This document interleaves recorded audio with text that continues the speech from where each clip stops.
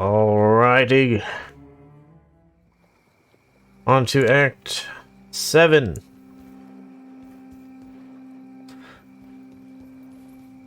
Yeah. Let's just go. We could talk to some NPCs if we wanted to, but we don't need to.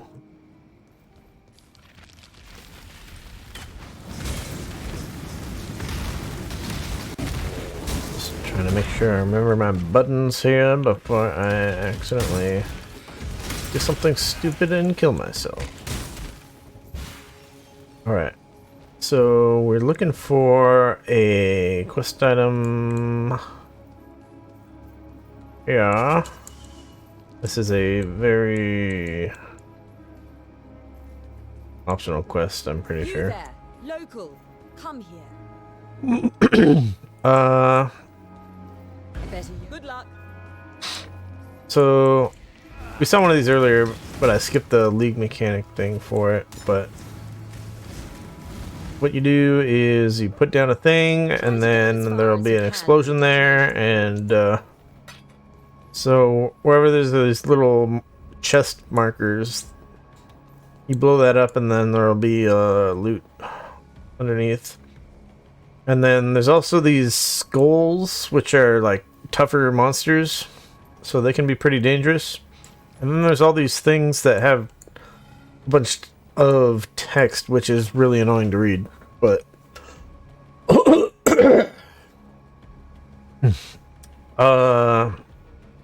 yeah, they tend to make the monsters tougher, but you get better rewards. Further, keep going. Away from me. Further, keep We'll going. go for Away like from me. here. Monsters are immune to cold damage. I'm still doing mostly fire damage. Obviously my cold snap does cold damage, but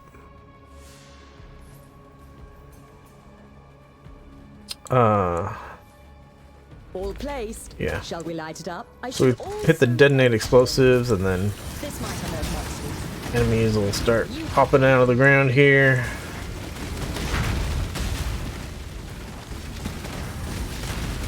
Go get 'em, local. So we got the thing where enemies Most of the locals I grabbed for this job don't last long.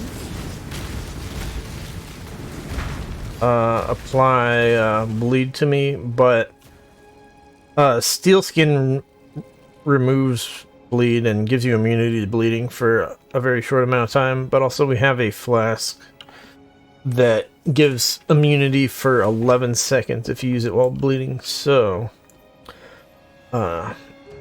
that modifier thing was not a problem. There's a lot more dangerous ones though.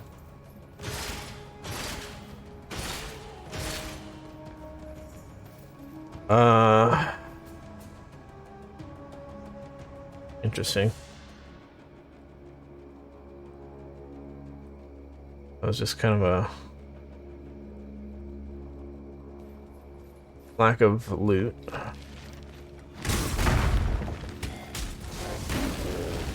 Anyways, on to the next area here. We need to follow the road here to get the waypoint, and then we're gonna go southeast. Ooh.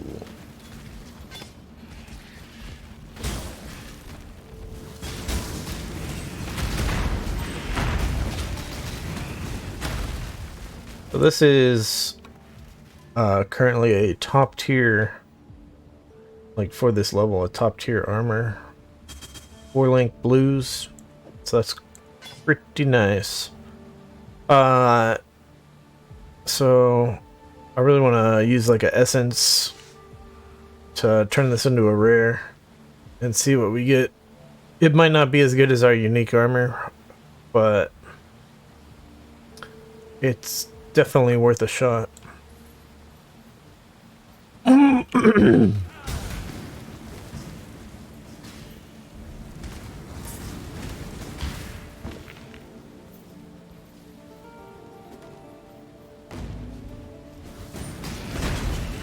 Alright, so yeah, like I said, we gotta go southeast. Because we gotta go down here and get a quest item we're gonna need in a little bit. And I think there's also a lab trial down this direction.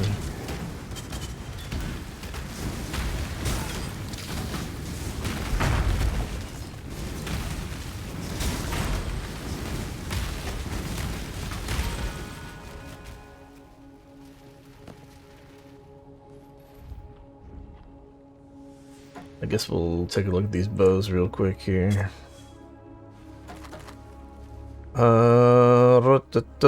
That's a lot of lightning damage on that bow. What's this one got? Some good stuff.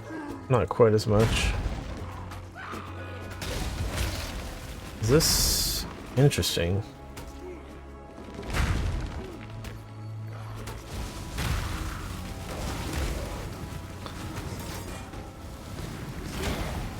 So yeah, that was a lot of lightning damage. The lightning rolled a tier 4 lightning damage. So that's why it was very good for this level. The cold damage on it wasn't nearly as good. But it still has a open prefix. You could still add more.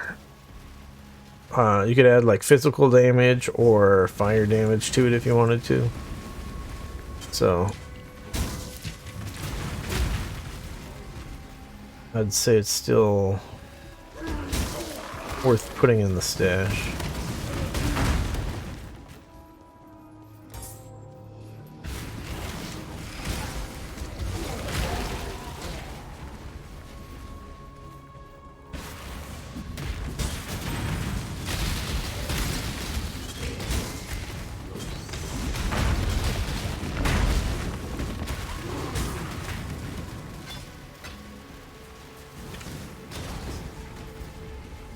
The Hallowed Life Flask is no longer the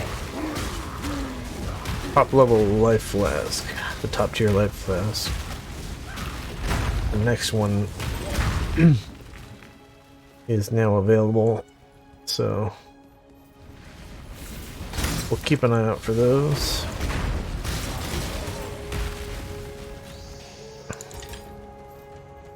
I can't remember if the next one's a strict upgrade or if it's one of those ones that's like it heals faster but less total amount type of thing. That's how some of the upgrades work, which is pretty weak sauce.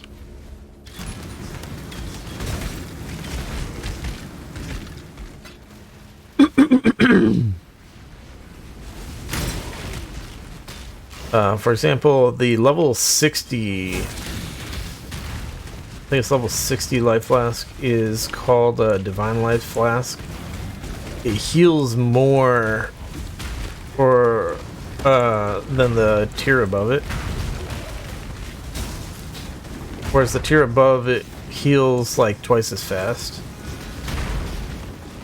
But if you get one of these ones where it's like instant healing, then the Divine Life Flask is better anyways, so because of that I generally just go for Divine Life Flasks. We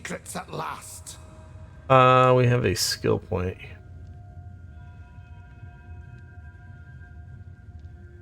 That reminds me, did we actually get all our skill points in Act 1 from killing those bosses? I might not have actually went back and got all those. We should check that. But yeah, so where are we going next?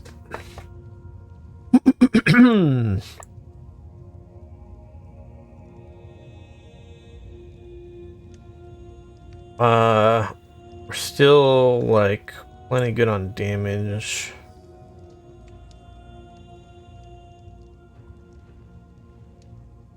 Like obviously you can always have more damage, but I want to worry more about just making sure we don't die.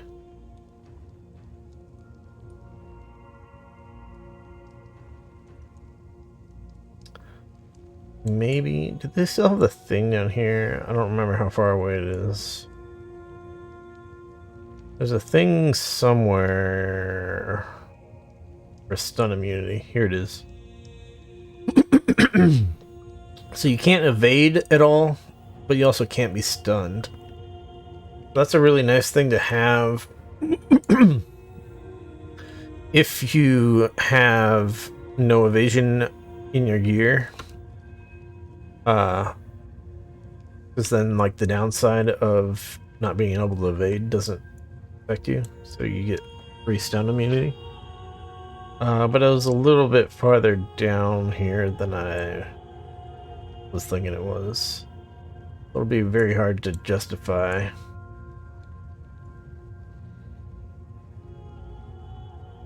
Going down there without there being a bunch of other good stuff to grab.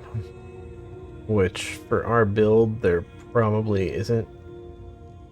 We either have to go down here through the pure melee type of area, or we have to go through the middle area here, which is not too bad because of the good life stuff here. This is called the Scion Life Wheel because it's historically been a very strong to get, but even if we were to get to here, still have to like go down here or go this way. Probably this direction's better. So that we can get the elemental nodes here. But still, I'm not sure. I think we want to go for now, let's just get AoE. So there's AoE nodes right here that we haven't got. And then there's also AoE nodes here that we can get. So we're not exactly running the most important build to get AoE type of thing, but it always helps just to kill lots of enemies faster. There's only like one ability that I know of that AoE helps for single target damage. And we are currently not using that ability, so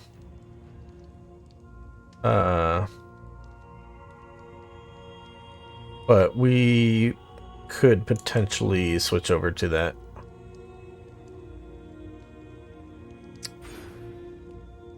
But yeah, let's get some AoE.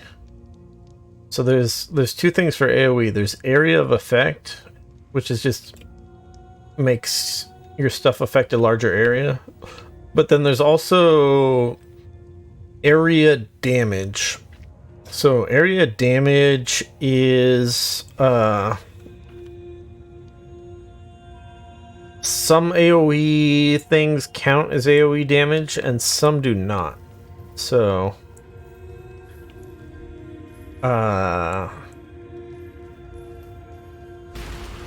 I don't know how exactly that works. I don't know what exactly counts as area damage. This'll do nicely, Exile. So I tend to avoid it. If I recall correctly, the ability I was talking about that scales single target damage with AoE, that ability does not count as AoE damage. So Yeah,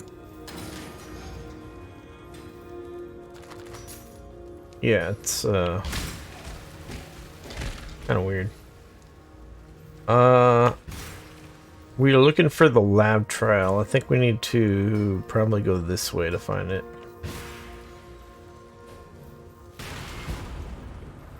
This'll do nicely, Exile.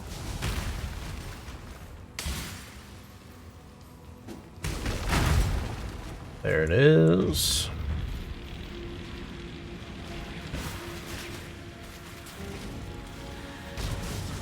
My mana is spent.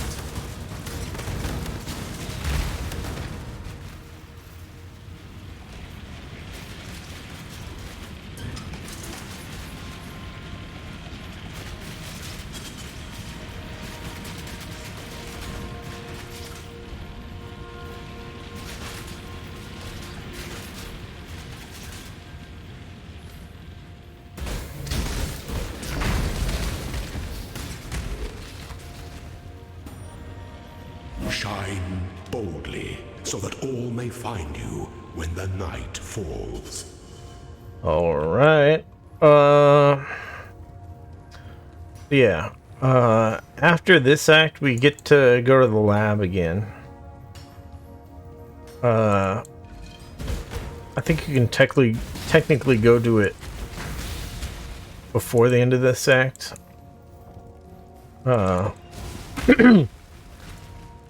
But it's a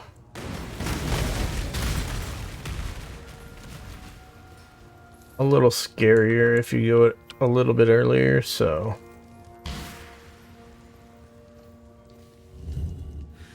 we don't want to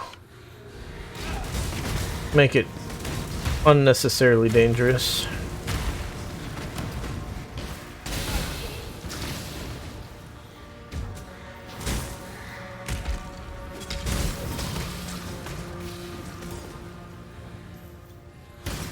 Where's the thing we need?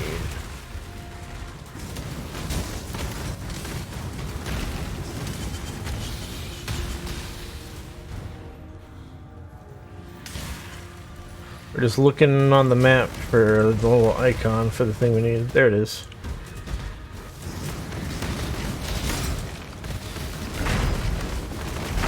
Sanctified light flash.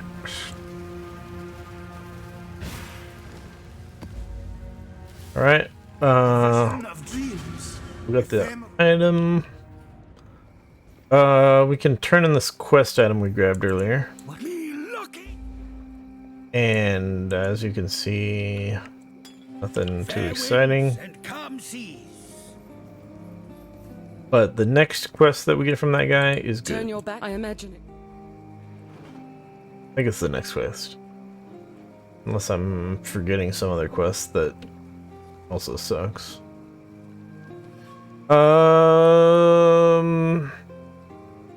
Yeah, we're just gonna sell those.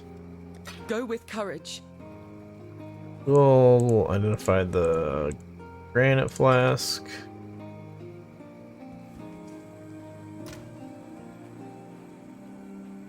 I don't know if that's good or not. I tend to not use utility flasks. And then the decimation bow will go in the stash. We are getting to the point where I should organize things a little bit better.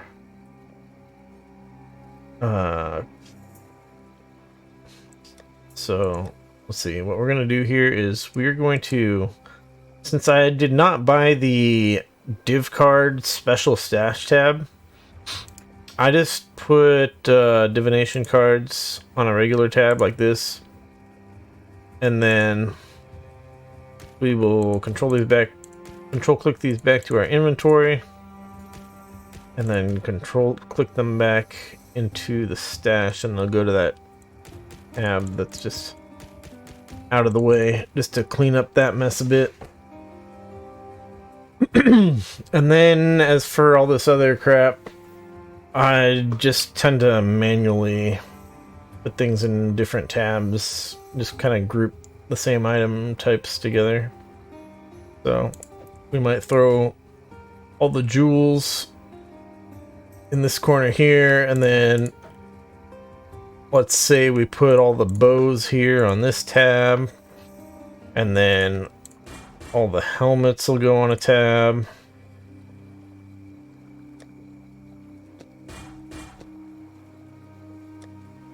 And then all the gloves will go on a tab. Is that it on the gloves?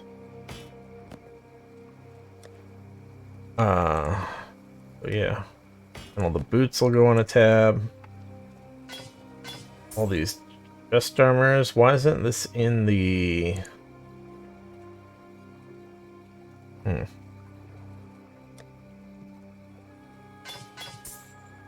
This should be in the unique tab, right?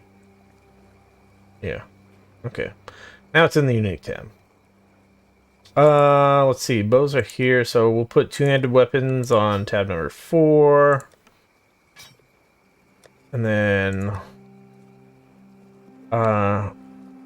we'll just leave all the rings on this first tab here. And then this is a jewel also. This, where'd I put the div cards? Okay, div cards are there. And then all the other stuff I don't have special tabs for is gonna go here. Yeah. Probably never assigned my map tab or my essence tab. Oh, I did do the essence tab.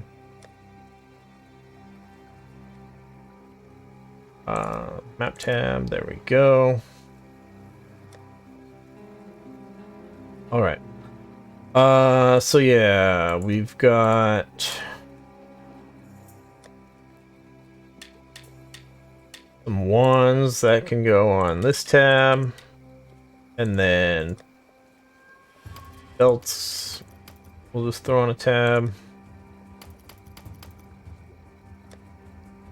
Shields can have their own tab.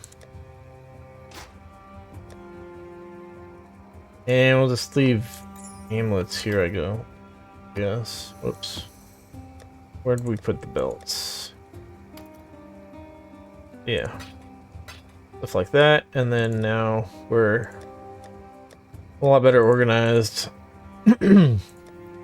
for later on if I want to be like, wait, what armor did I have? Then I can find things a little easier. Did we have an essence we want to use for this? We can give strength on it, evasion rating, or... No, we don't want to use this one. The physical damage one, you definitely want to use on weapons. So yeah, strength is what we're gonna get. Let's see what else we get. Yeah, not very good. It's a whoops.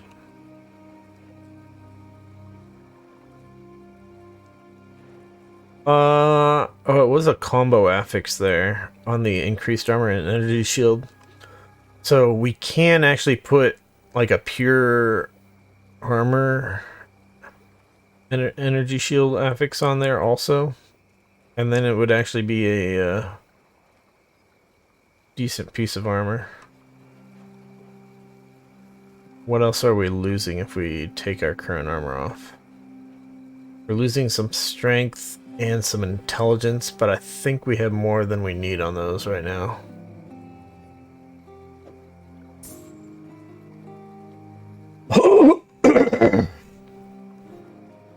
We lose the cannot be chilled. And we lose a lot of cold resistance, but we have too much cold resistance. Not a problem.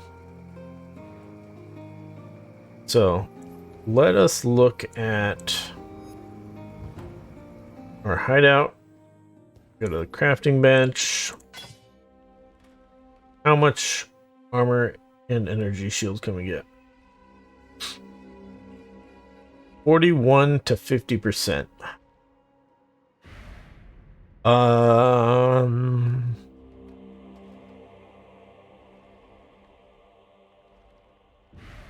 that's gonna be additive with this other 20%.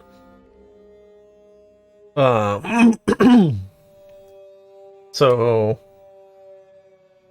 I don't think that's gonna actually be better than our unique armor for stats. So I don't think it's worth doing that.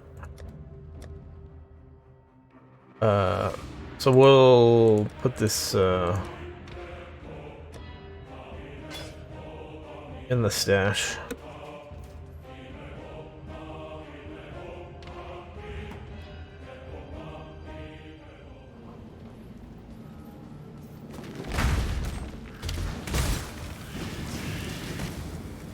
And then we'll continue on here in Act 7.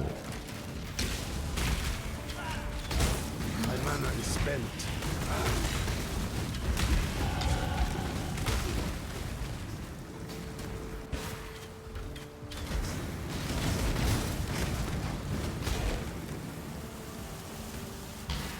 A div card. The Hermit.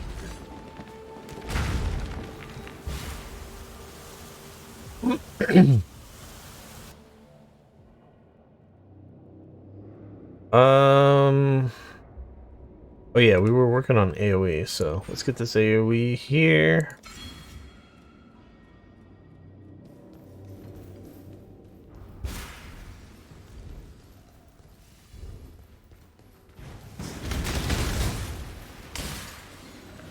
I must have time to gather. We're still having slight mana problems. Hey, this is our first 6-socket item. These used to sell for some other currency, and I think they changed it. Or maybe I'm thinking of 6 links. Yeah, I'm probably thinking 6 links.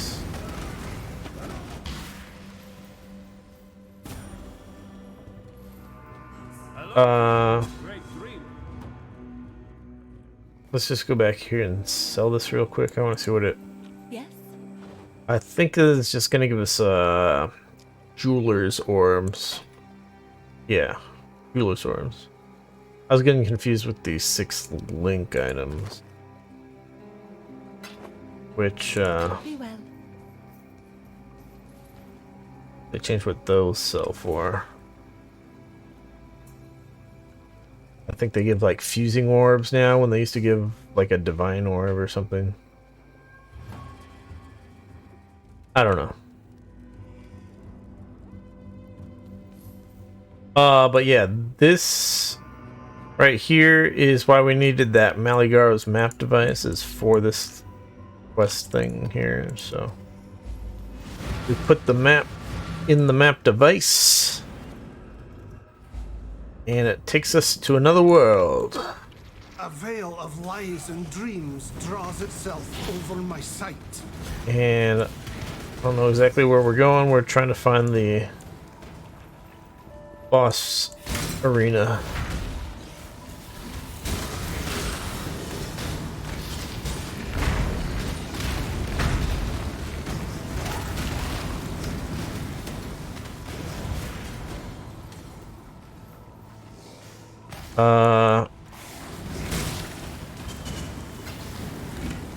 I was thinking that was a armor evasion shield. That's just an evasion shield. What we want to keep an eye out. We want to keep an eye out for a better shield all the time. Ours is pretty good. It's the base type that has 12% all res built into it. Plus, we got 55 max life on it and some other resistances. So,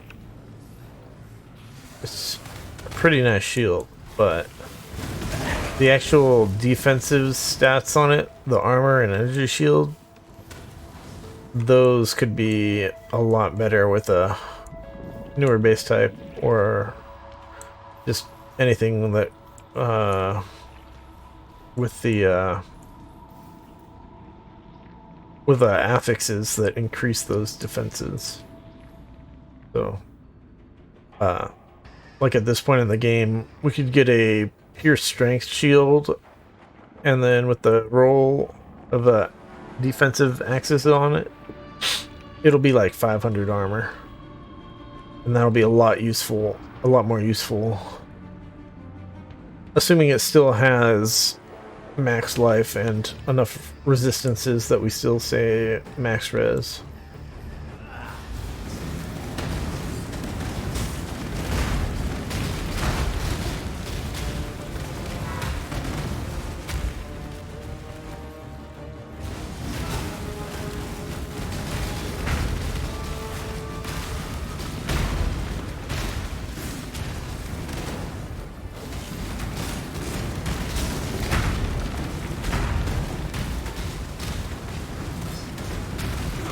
This boss fight is very easy as long as you don't stand still for a couple attacks.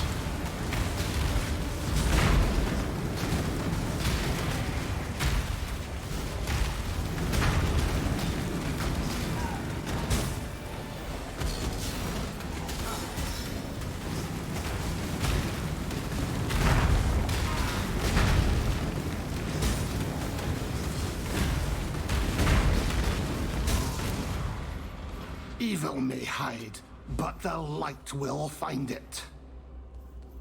So yeah, teleport ourselves out of here, and that's done. We now get a key so that we can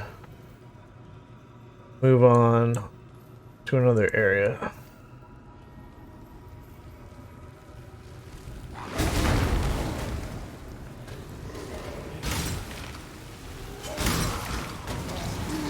I think I mentioned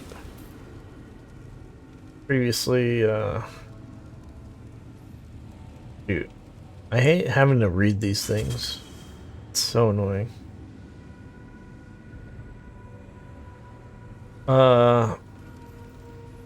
Local, need your aid. Let's just go for the chests here and not even worry about what these things do. This one will be Placed. spicy.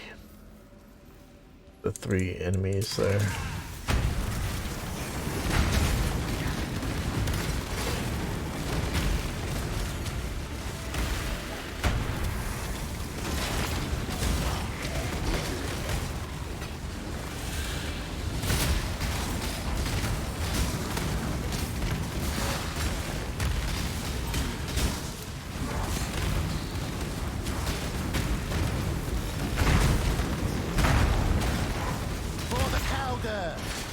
For the cowgirl!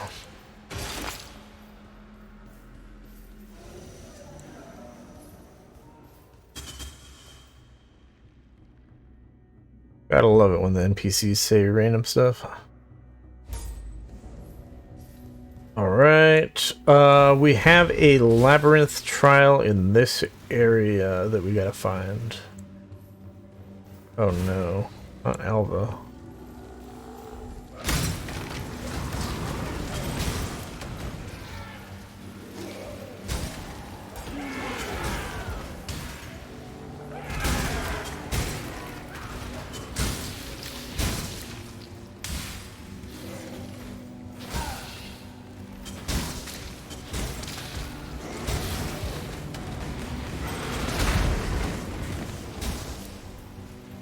Heavy belt.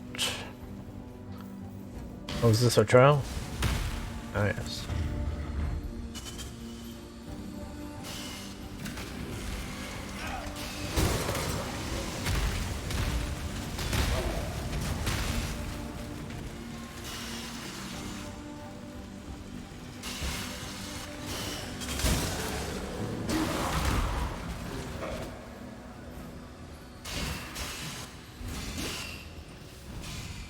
Stop cutting me into pieces.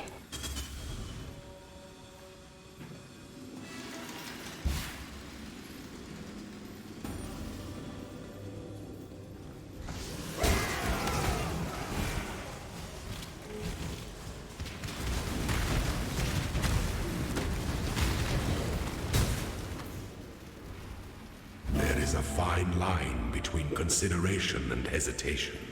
The former is wisdom. All right. The latter is Alva. This is another League mechanic.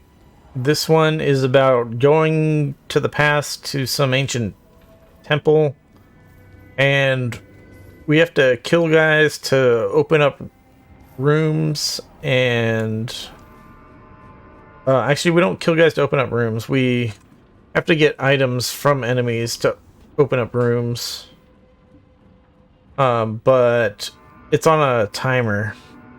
But there's also these boss guys that you kill them so that those rooms have more rewards in them, basically. I found a way So, to blaze a trail to the legendary temple of Artzoa. A spell in this case, we're gonna end up in the Flame Workshop, which is not connected to any other rooms currently. And then, since it's currently the Flame Workshop, if we kill this guy here, the Flame Workshop guy is currently in charge of this. We'll upgrade this to the Flame Workshop tier 2. Or if you kill this guy, then it changes from a Flame Workshop into, in this case, a sacrificial chamber. So it's the rooms do different things. So sometimes you want to upgrade, sometimes you want to change what the room is going to be. But in all cases, you want to kill enemies as quickly as possible. The more enemies you kill, the higher chance you have of getting the item that you need to open up these doors here. So you can see if we open up any of these 4 doors here, it'll connect us to the entrance. Or we could connect one of these other doors here to get connections this direction. So I'm not sure if there's a particularly optimal strategy as for which rooms you want to connect in this situation, because it's going to be based sort of on probability of what's the probability that you get one of these other rooms that you can connect to it. Like if I connect this to here, there's a good chance later on I'll end up in this room or this room or this room, and I'll still be able to connect to the Flame Workshop anyways. See what I'm saying? So yeah, could be it's always a bit of a decision, but I kind of tend to go towards the top usually when I'm connecting things. So in this case, either one of these would be where we want to connect to. Now the thing is, we don't like monsters throughout the temple having additional fire damage. That makes the whole temple more dangerous. Much higher chance that you get killed the more damage you add to monsters. So we'd much rather have the sacrificial chamber. So we want to kill this guy, but we want to kind of clear the whole place as well. And then the room that I want to open is going to be either this door or this door on the left. Either of those is what I'm going to go for. So we kind of need to go to the left first to kill this guy. But then, yeah, we got to kill as many other guys as we can to try to get the door opening thing to drop. And you can get multiple door opening things, by the way.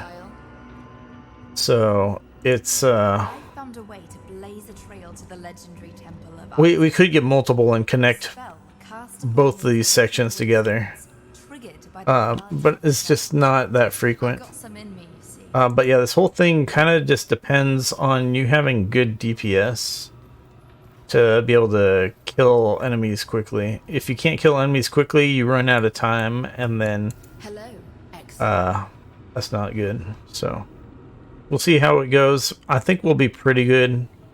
We are very well invested into AoE damage. Goodbye. We might struggle to kill the boss guy though. Hello. So everything you kill increases the time on the timer. So it starts off very short, like 10 seconds or something. But as you kill enemies, it replenishes.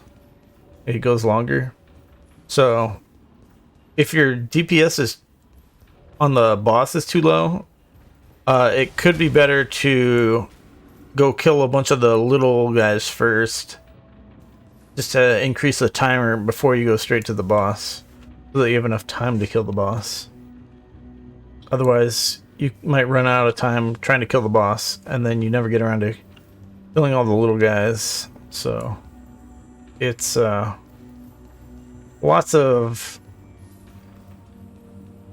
decisions you gotta look at making on this short amount of time. History repeats itself. But let's go. It's time.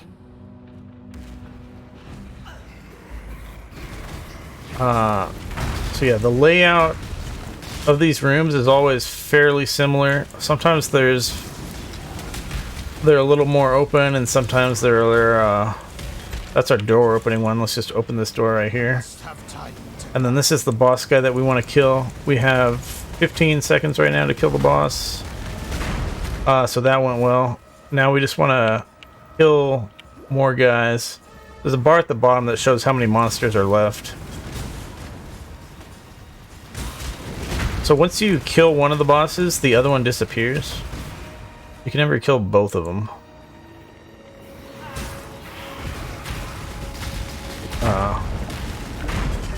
Good job. But yeah, we got one door open. That was fine. We didn't quite kill everybody. It's a good time to have a Quicksilver flask so you can move around faster. But really, doing good damage is the most important.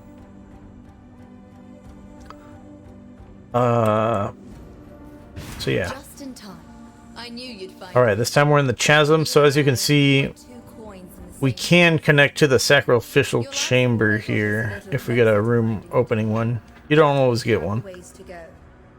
And our options are add Tempest to the temple or increase monster pack This is the temple size. as you left it last time. Every new incursion changes this map of mine. I don't understand the Tempest mechanic very well, Perhaps the temple's current location so will be revealed. I'm happy to just increase monster pack size. It obviously makes the dungeon a little more dangerous, but very easy to AoE enemies down.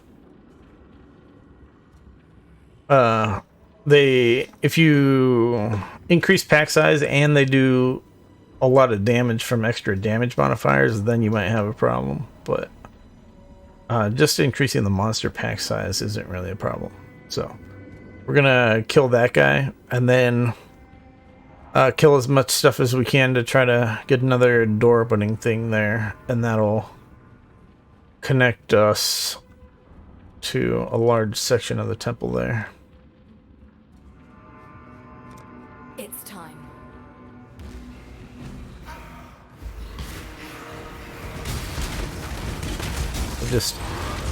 I'm talking a lot just sort of as an introduction to the mechanic stuff, but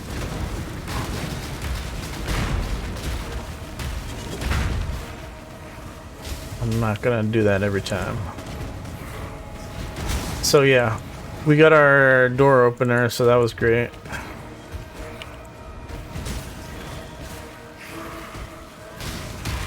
Should probably switch off of Frostblink to one called Flame Dash, which is a little bit better for our build and is kind of Good just job, Exile. better in general than Frostblink.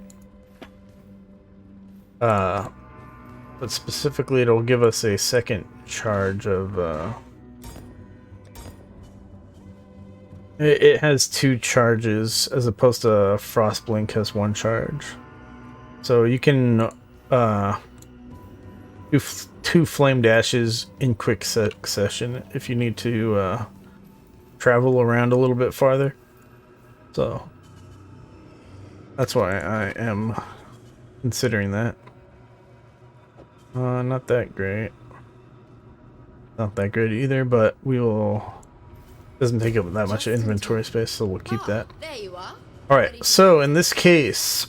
The more you kill, the more you change. all this stuff is connected to the entrance, in the present day. so we can go up to the right, up to the left, or straight to the left, as far as connections goes. Since the chances of you never spawn at the top, and the chances of you spawning in one of these slots is fairly low. Generally you want to go upwards if you get a room unlock instead of going to the left here. Increases life and item yield of the temple. That's pretty nice. Contains chests full of items is generally not very good. They tend to have lots of rare items, but later in the game when you're actually doing this temple, the average rare item is not that great. You get tons of rare items, but they the chances of them having the modifiers that you want on them, the affixes, is pretty low. So you will very frequently come up against like a dozen rare items and none of them are good. So we're just gonna go for item yield of the temple, and then it makes well, either one of these is a good pick to go to. We either go this way and then that gives us access to the top, or we go this way and we get the explosives. We get access to the explosive room. The explosive room gives you a item to blow open a wall, basically. So we should probably go with the explosives room. We might get another chance to get up here to the passageways, or we might not. But yeah, so we'll go kill this guy, and then we're gonna try to open that door. But again, there's Let's go. possibility we don't get any door openers, or we might get multiple door openers. So we just want to be mentally prepared for what doors we want to open.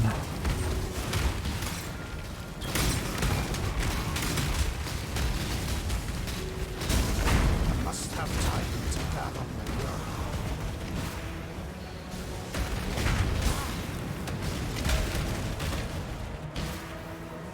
And yeah, we have a very loud sound effect on that door opening thing. There it is. So that if it does drop, even off screen, we know it's there. Killed just about everybody, not quite. There was a proximity shield guy down there I didn't get to, but that went fine. So yeah. That's the alpha missions. So you gotta do 10 of them, I think it is. And then you can go to the actual temple, travel back in time, or whatever, where you have all the doors you unlocked. And it's, I have died there before, so it's,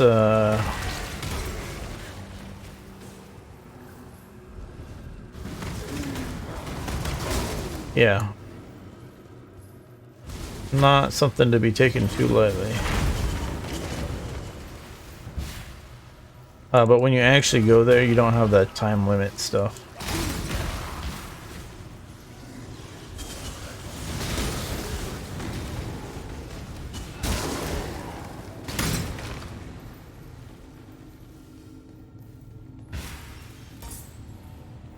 Alright, so that key we got earlier from the dude gets us in here, and then we make it through these caves, and then we're basically right up to the next boss. Not the act boss, but a very significant boss.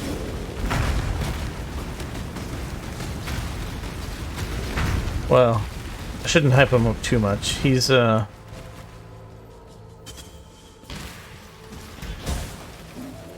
dangerous boss if you don't do very good damage to kill the ads quickly, or if you stand still for a couple of his abilities, which, yeah, you can definitely underestimate him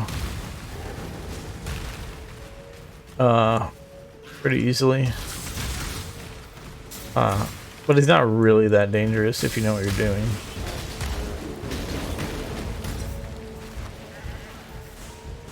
Not dangerous like how other ones are a lot more dangerous, even if you do know what you're doing. Or at least I think I know what I'm doing on those other ones. I still die.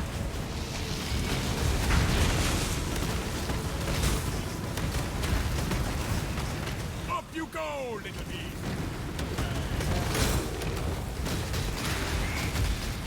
These guys really are getting more tanky than I would like them to be. It's possible I should invest more into being able to reduce enemies' fire resistance, which there's a lot of ways to do that.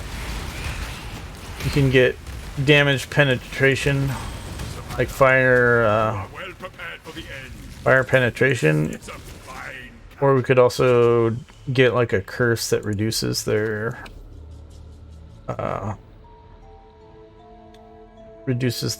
fire resistance.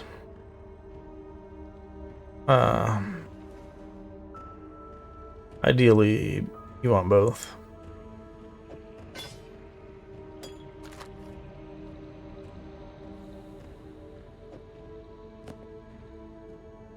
Let's see what we got here. My loot filters. I tend to pick up quivers. Let's see. 70 life on these gloves is not too shabby. Our current gloves have no life on them, so we really do want to replace these at some point. Also because of the evasion rating is not too useful to us.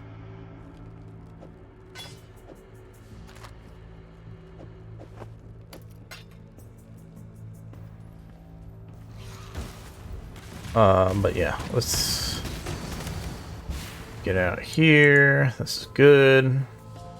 Just follow the road to the waypoint. Oh, I thought the waypoint was further down the road, but it's not. Alright. We get a quest reward for something we did.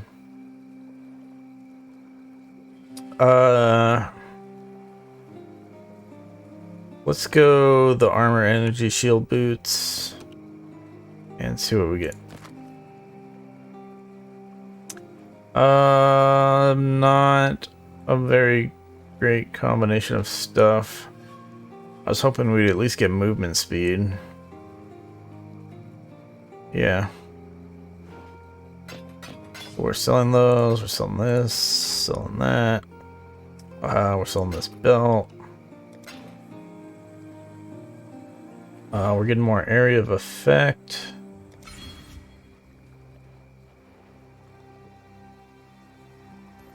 And then I wanted to see in Act 6 if I had missed a turn in on a quest for skill points. It doesn't look like it. But yeah. On to this boss over here.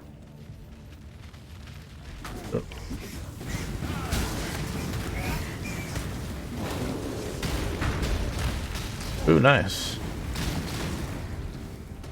Another top tier 4-link armor for us to try turning into a rare. I have no idea how much that explosion hurts you for. I don't want to find out. Or I should say, I don't want to find out the hard way.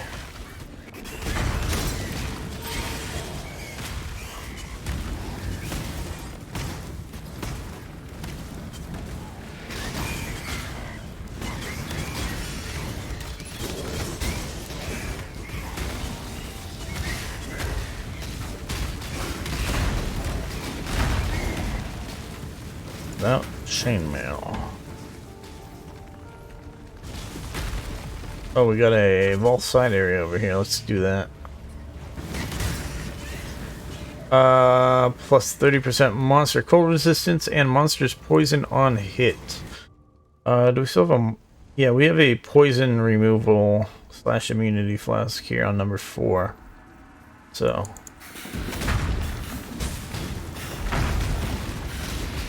if we didn't have that, we'd be a little more concerned, and we'd look at our chaos resistance and try to figure out how dangerous this area might be for us.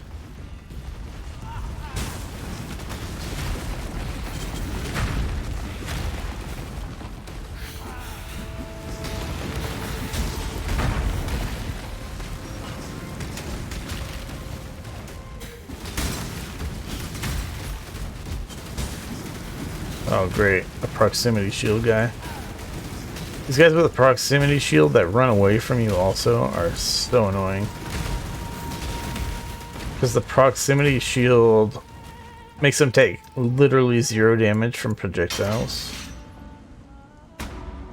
So you have to like run into the proximity shield unless you have certain types of AoE. I think you don't have to do that, but generally you have to chase after them. It's just super annoying. Yeah. Nothing exciting from that. But let's get on to this boss fight.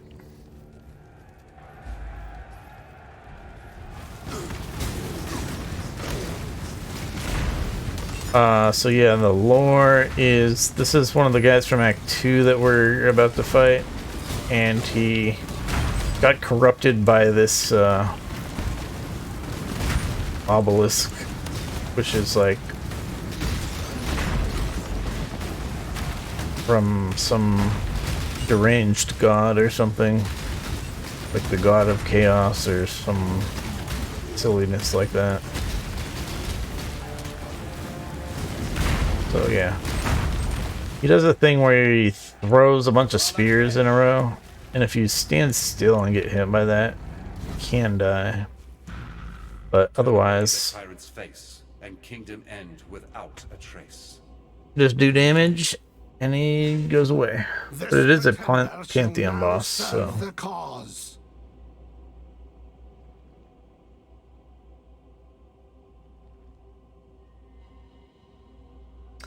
yeah, it's... Not super great.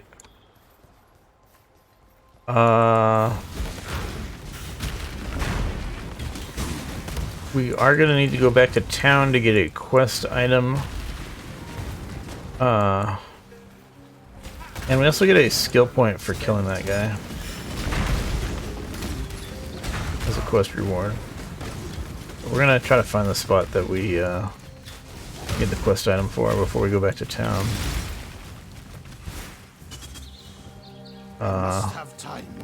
And we may end up accidentally running to the next area first.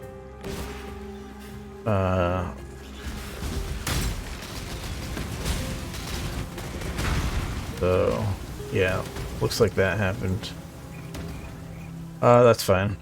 We'll go to the next waypoint and then come back.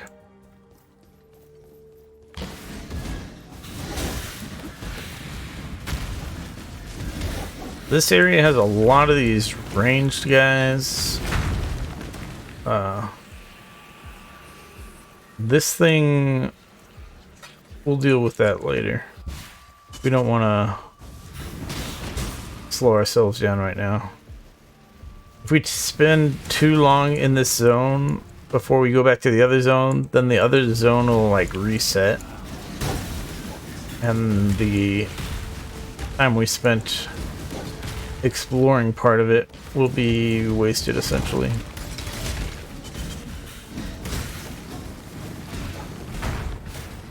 We just want to get to the waypoint here, then go back.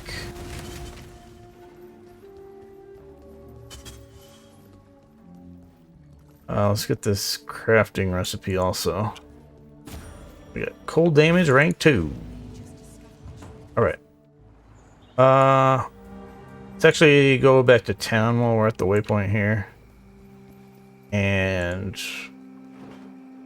we're gonna scroll wisdom this thing. Is it any good? Not really. Sell that.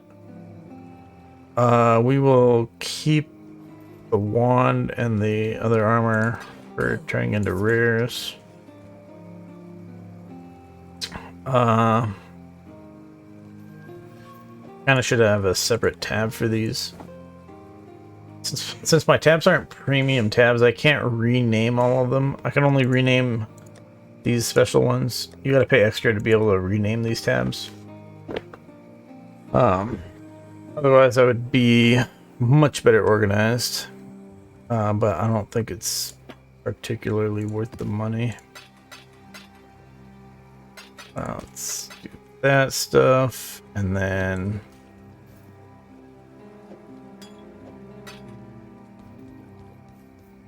so we talked to this guy for killing that boss, and then we get a quest from her after that, which is Journey well. bury the guy's necklace. So we gotta find the spot to bury his necklace. A very specific spot. Alright, we finished getting the AoE nodes here, so we're gonna get the AoE stuff over here also.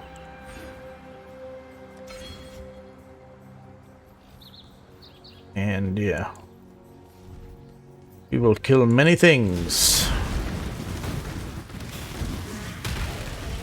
AoE's really great for the fireballs. Helps them overlap. Or also,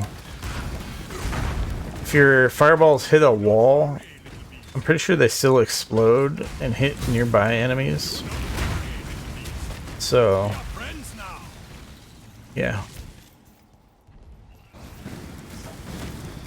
Big AoE fireballs is, when you have multiple fireballs, is super good.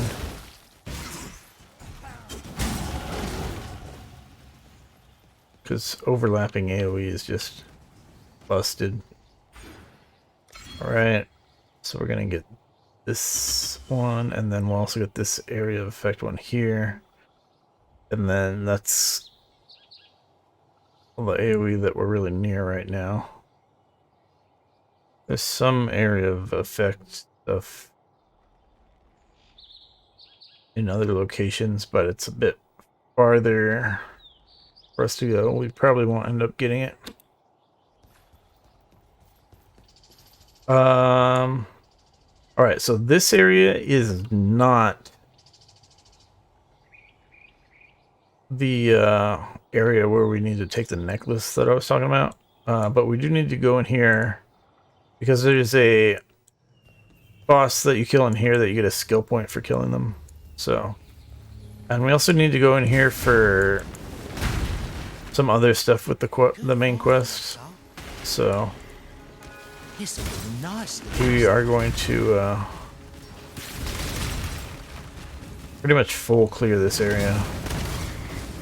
And it's possible that we don't get out of here in time for the, we might lose the instance of the other zone if we take too long, so we're gonna try not to let that happen. We could definitely go back early just to make sure we keep the instance open, but that's a little...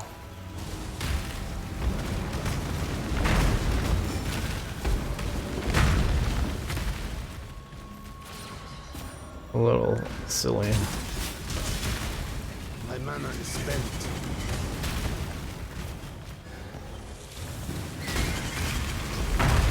Let's grab this. I am no beast of burden. Grabbing some things we want to try identifying, seeing if they're good. Actually, it looks like I am going to go...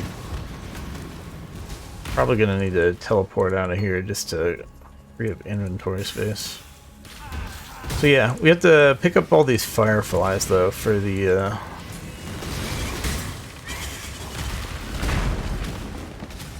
main quest.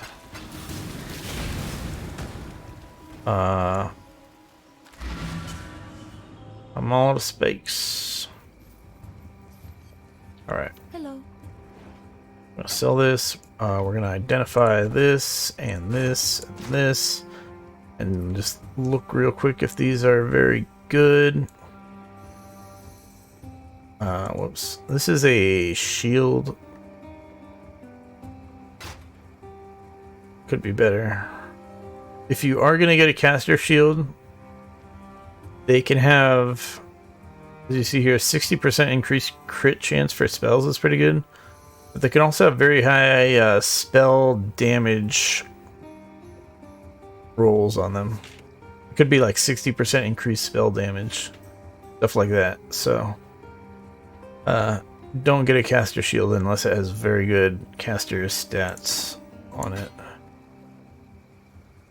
This helmet, nah, it's not really good enough. And then these boots, Goodbye. we'll just put in there for later. And we can throw a couple things in the stash for space.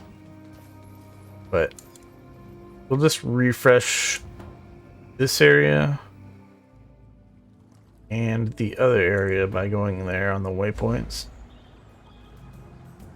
And then we'll go back through our portal to finish off this area. So we gotta find a few more fireflies, which they're annoying because they take up your inventory space until you can get rid of them in the main quest.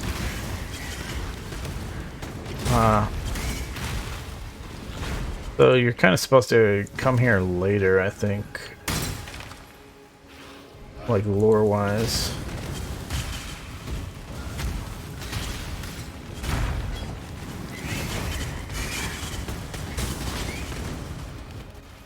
Click this up, thank you.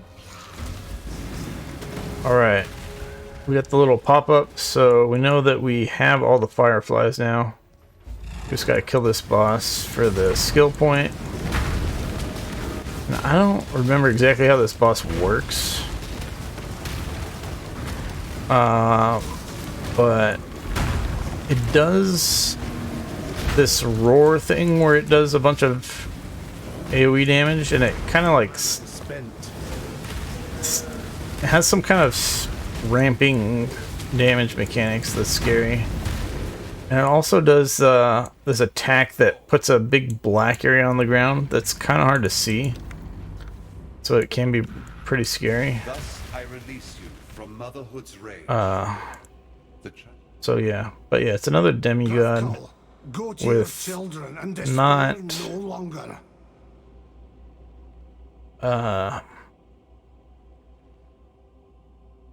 not the greatest of things. I think they actually changed some of these Pantheon abilities. This is better than I was thinking it was.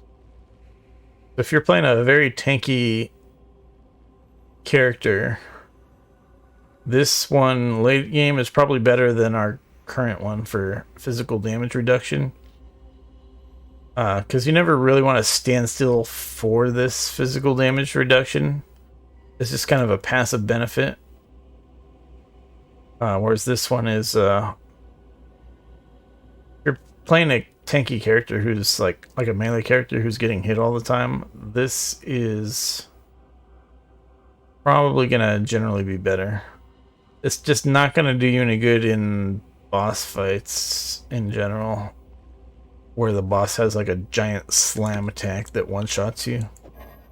Whoops. But anyways, back to the forest to try to find where we need to take this necklace. So yeah, I think that's the spot on the map there, that exclamation mark. I'm not sure if we need to go left or right.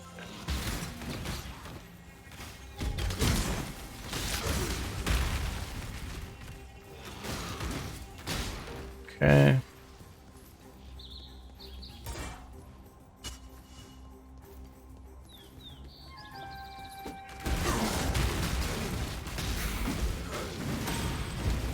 So yeah, a bunch of enemies spawn.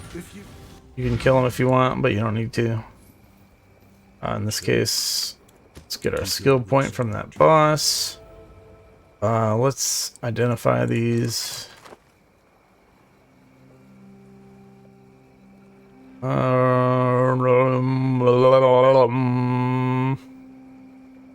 none of those are very good. And then we got our quest reward for bearing his necklace. We're still lowest on dexterity, yeah. Whoops.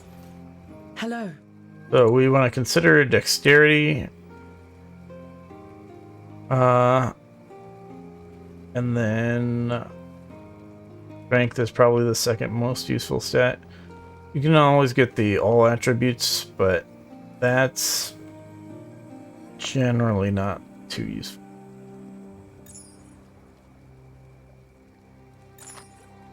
All right, 17 all attributes, 28 dexterity, 5% increased armor, plus 2 max energy shield, 30% increased mana regen. And we could craft life on there, and it would be a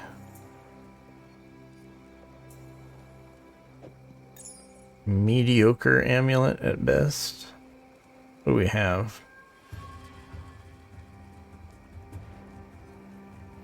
Yeah, it's probably better than what we have.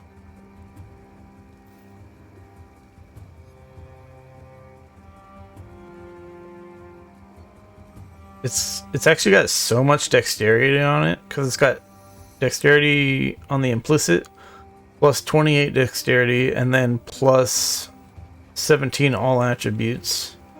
So it's actually a ridiculous amount of dexterity.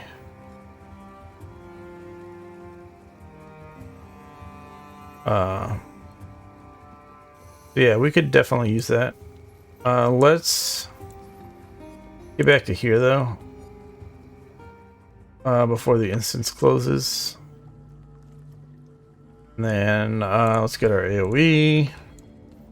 And then yeah, we wanted to get back here before this closes. And then there's a quest item here before the exit to this area that gives us a skill point also. So we're kind of speedrunning the skill points at the moment. It's the way the game is designed. You just get a lot of skill points in rapid succession.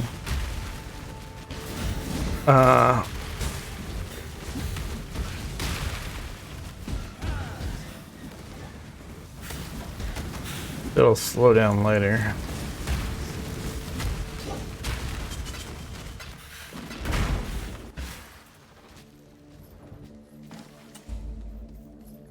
Alright. Then for this zone, we need to find the waypoint. Should say we need to find the way to the waypoint, which is kind of annoying. This zone has kind of like a wall around where you're trying to go, and trying to figure out what the angle you need to get in at is annoying. So you can kind of run around the whole map just trying to find the damn entrance.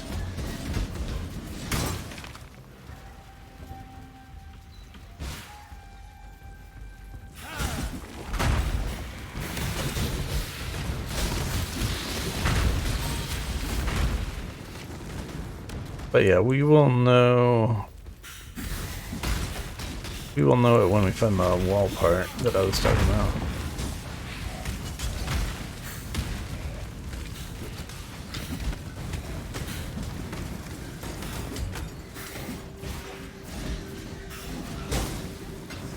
Unless we magically run straight to the entrance and don't have to deal with the wall. That'd be sweet.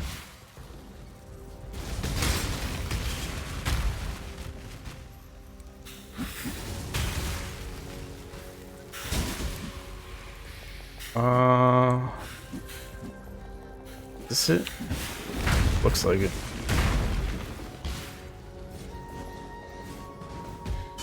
Might be what we want.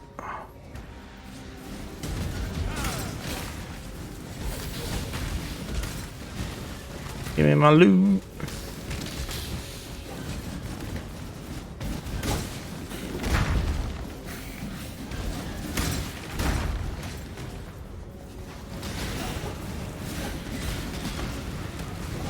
Fireball totem, so good. Alright, this is not looking the way I was expecting.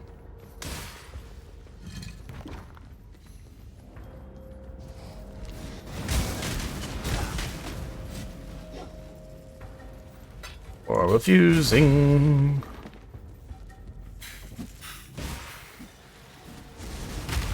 Yeah, maybe this is the wall.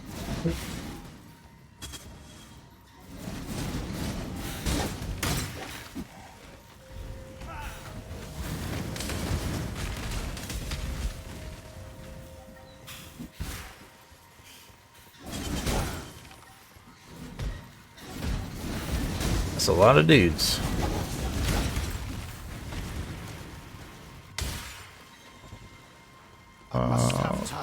Up here. Alright. Here's where we want to go.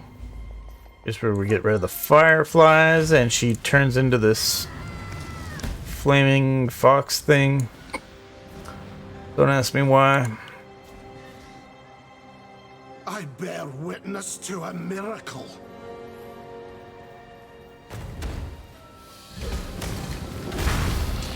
So yeah, we are now in the spider area. Just in time. And yeah, one of the dudes from earlier, he was like enchanted by the spider or something. You found yourself a hideout. There you are. Ready to would be a good staging ground once we've found the temple. The more you kill, the more you change. All right. And the closer we get to Do we want chest full of gems or chest full of currency items? where you're going. When they say gems, they're talking about skill gems. Which are generally worth very little because you can buy most of them from the vendor. But sometimes they have quality on them. And quality makes them a little bit better than the ones you can buy from the vendor, so it's not bad. Currency items are also quite nice though. But I think upgrading, if they're generally equal, you usually want to upgrade instead of change the room, so that you have a tier 2 room instead of a tier 1 room. So that's what we're going to go for, and it doesn't matter which of these doors we open, they will all connect us to the same segment, so It's yeah. time.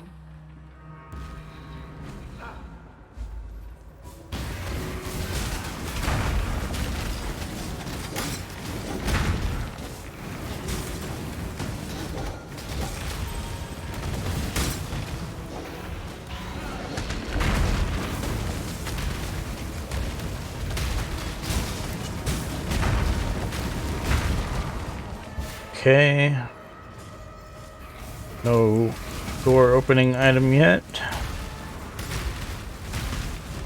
If we find the door opening item on this side of the map, we might not actually be able to get to the door in time to open it. There it is.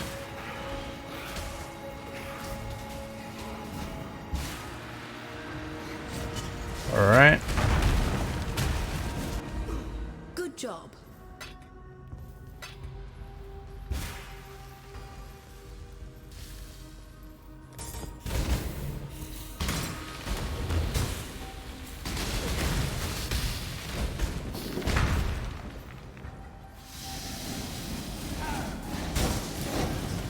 Yeah, we are almost done with this act.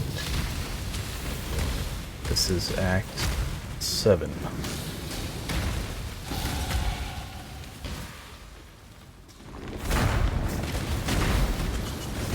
Another skill point. Let's get that area of effect.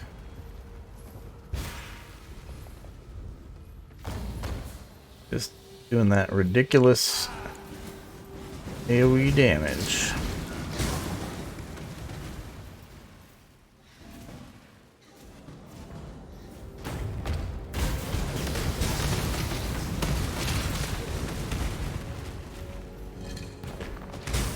Oh, finally an essence.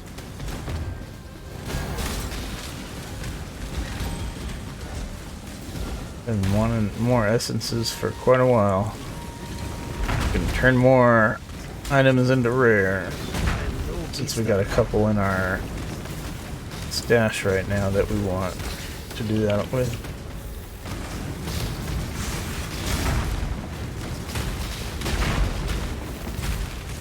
My mana is spent.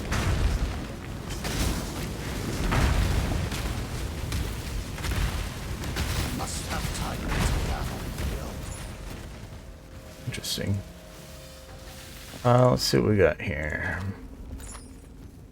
9% cold resist. That's a fairly bad thing to get stuck on there. So yeah, not a very good amulet. Not a good bow. Not a good boot. Let's see. Could have been a good helmet. We didn't have a super bad life roll on there.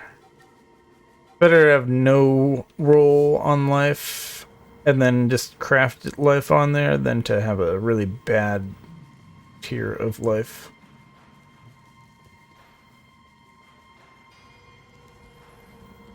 Anyways.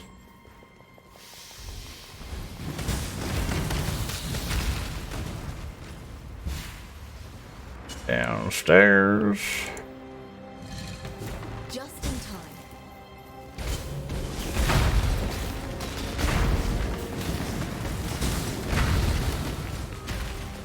Ah, there you are. All right. Ready to revisit the task? We're gonna go anywhere to open a room. It's gonna be the down And the left closer we get to side. finding the temple in the present day. And then what do we Here's want? the plan. Increased area effect is dangerous. reducing player resistance is also dangerous. It's time. So I don't think we really even want to upgrade that room. It's harder to avoid things that you're supposed to avoid when monsters have extra area of effect. So let's just try to kill a bunch of the weak enemies. And yeah, open the door. That's all we really want. We can still open other doors if we get another stone.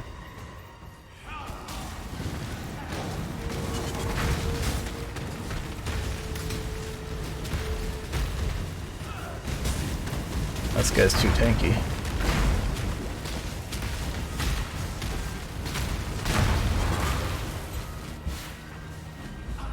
I think we got that in time. The temple looms closer. Yeah, we got that with in each time. new step. Find me again. Hello. Sweet. Not that we needed that second door open, but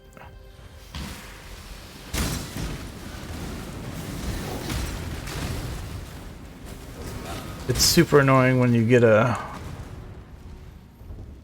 door stone and then you aren't able to use it in time. So I get satisfaction out of opening that door anyways.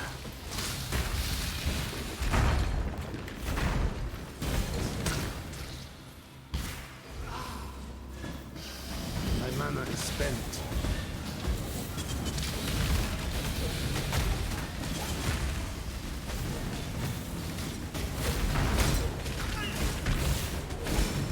Yikes. My health got chunked there. I don't even know by what.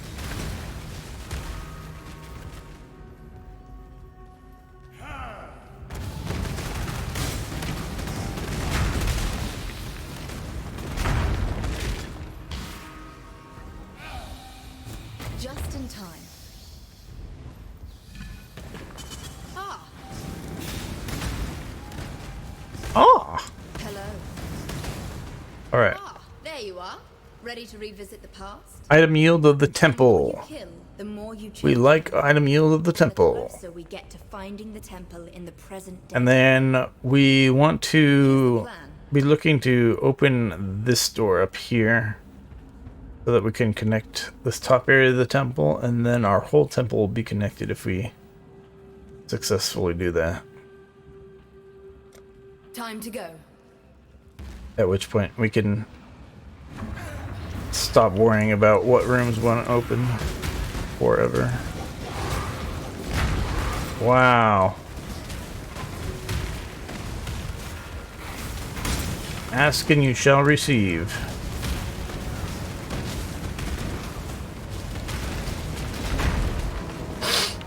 Alright. Yeah. Let's kill some more guys here. Open another door. I must have time to gather my will. Could even possibly get a third door open. Good job, Exile.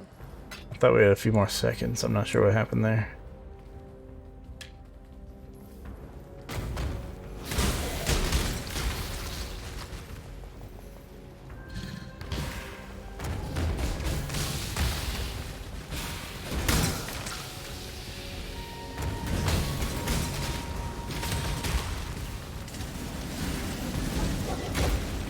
Damn, look at all those range guys. Those guys do some chaos damage, so you can get kind of blasted with chaos damage, and I am no it's beast not good of if that burden. happens.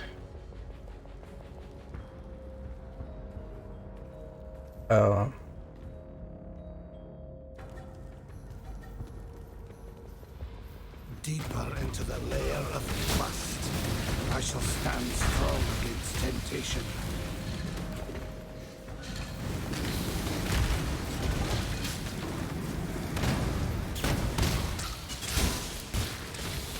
Oh, 58? Oh.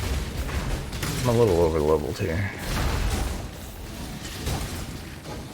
One level higher than what I think is semi-optimal.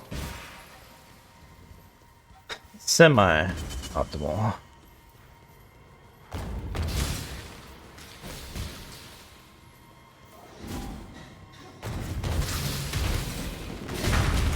Just because of how you start losing, you get less loot if you're more than 2 levels higher than the monster level.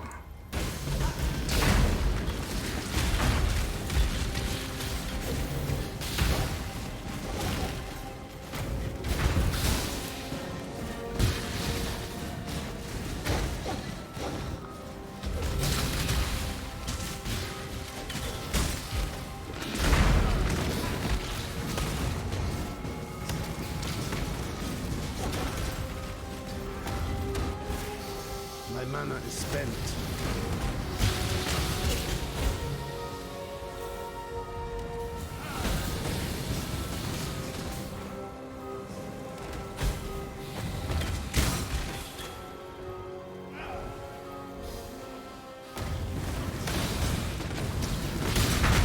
Death ascends.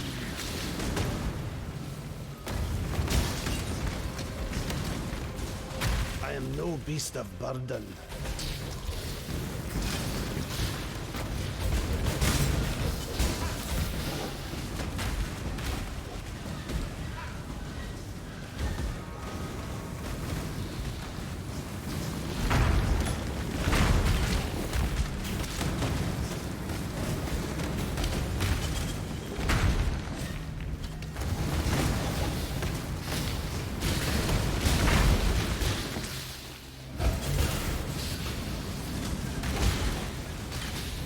Yeah, we're coming up on the act boss. We're gonna go back to town before we do, though.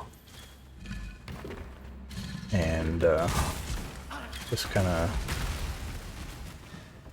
trading some things out with our flasks.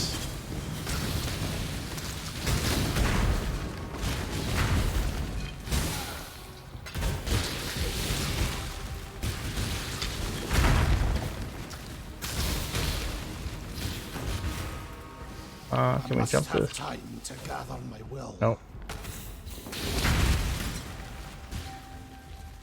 I think one of the movement abilities, you can jump across that gap.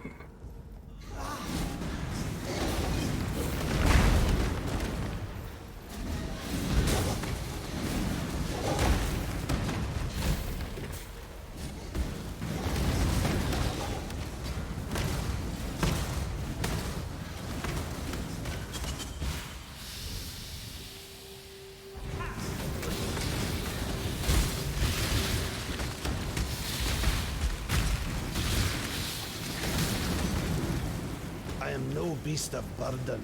Yeah, we are. Let's kill this area first, but then we're gonna go back to town right here.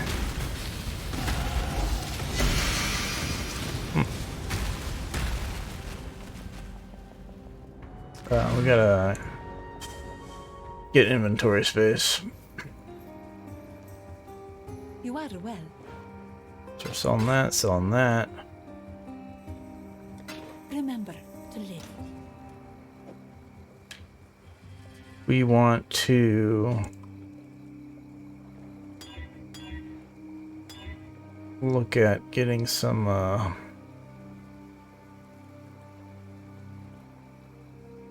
new improved flasks real quick here.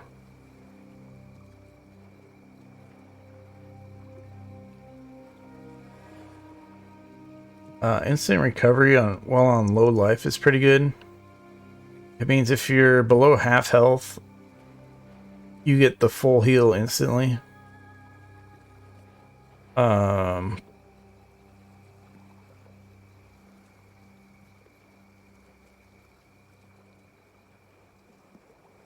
It's also a freezing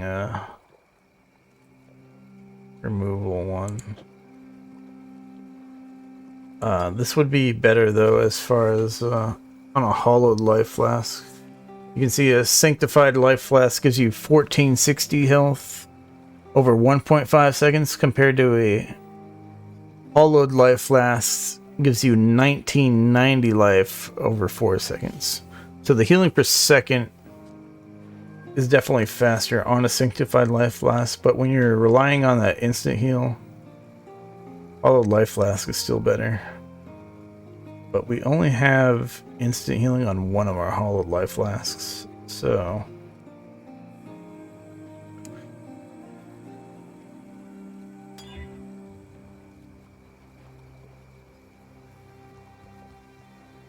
let's see.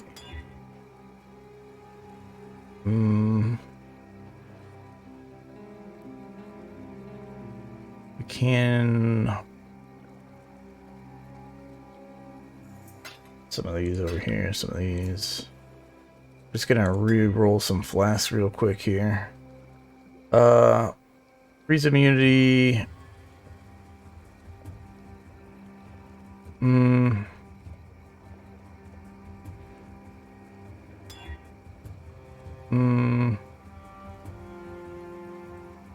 I guess we'll take this one.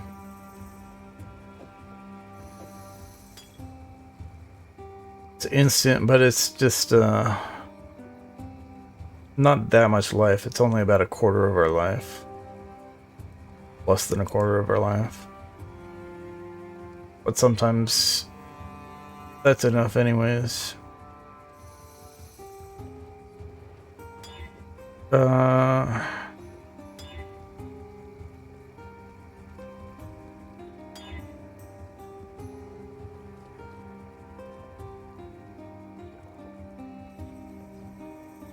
Poison removal.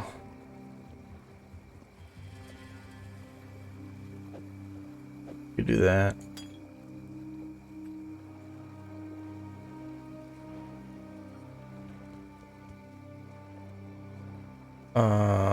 Where'd it go? Rose curses. I'm gonna try augmenting. See if we get a good prefix with this.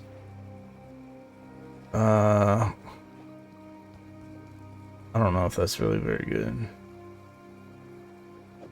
But alright, we're gonna put these in the stash. We'll just stash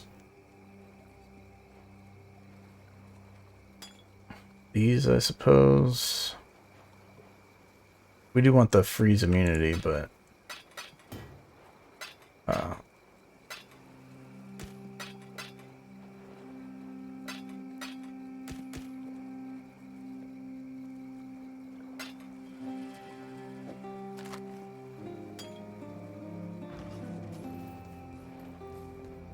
let's go back here and grab some more stuff. Check out our unique staff. And we want these Goliath Greaves. It's going to be pure armor boots. So there's a very good chance of these being better than our current boots. Apart from the socket color problem. We won't really be able to replace these boots when it comes to socket colors for now, but we'll be able to re-roll the color of these boots a little bit.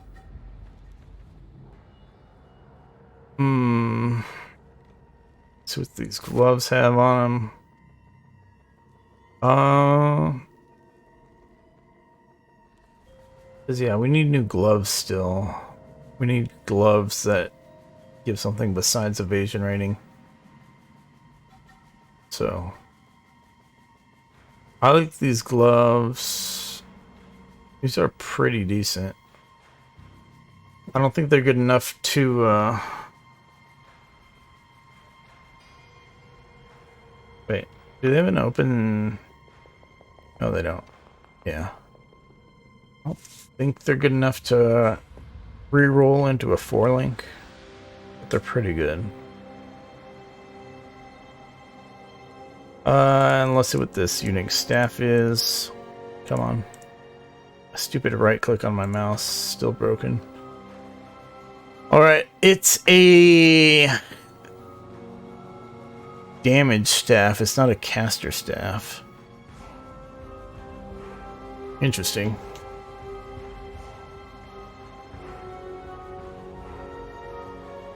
That's totally good for level 28, that's for sure. Obviously, we're level 50 something, so at this point, it's not that great. We might, if we were playing a melee character, we might equip that at this point in the game, or we might not. You could have found a rare item that's better. But sometimes you just get unlucky. So I wanted to turn these boots into a rare, see what we get. What essence do we got? Cold resistance, that's fine. 10% move speed. Some fire and cold res. 9% increased life regeneration rate. That's weird. Normally you get a life regeneration amount like 20 life per second. Or lower on lower level items, of course. But at this point in the game, you'd want like 20 life per second for it to be good. Now, this may work as a multiplier to the life regen we get from our stone golem and from our vitality aura.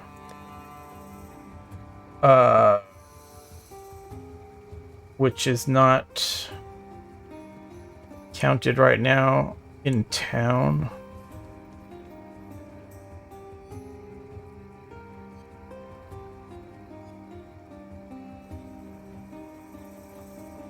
So, yeah. I don't know. It's not that great. It is a 4-link. So I'm just gonna stash it. But it's not that great. The problem is it doesn't have life or defenses on it. We'd want it to have either already built into it a bunch of armor or a bunch of life. So yeah. Skill point. Item. Sweet. And let's go through our portal again before it closes. While we figure out where we're putting these skill points, because we have finished off our little area of effect stuff. We need to figure out what we're doing next.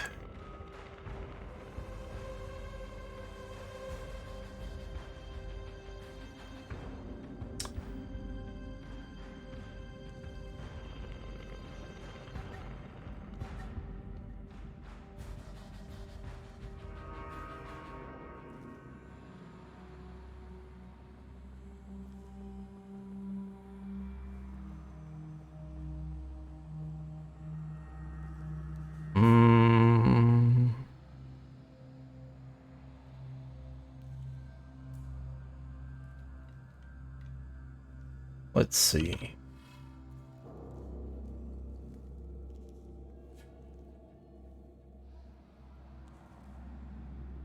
Maybe it's about time we get mana.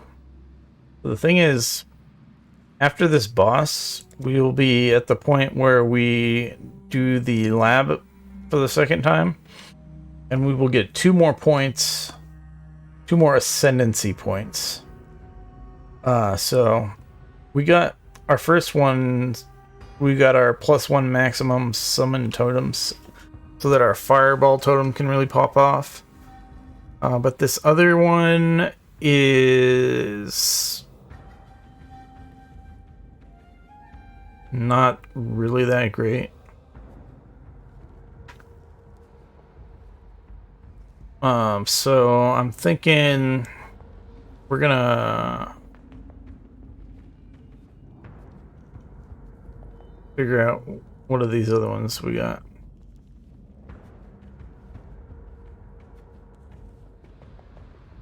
feel like this brand one is not powerful enough. Like even with a brand build. So I'm definitely not going for that. This one here for minimum power and endurance charges is pretty good. So it gives you essentially 4 permanent power and endurance charges.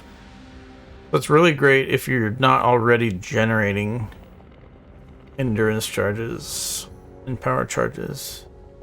If you are, then this doesn't really do much for you. But if you're not, then the endurance charges gives you, I think it's like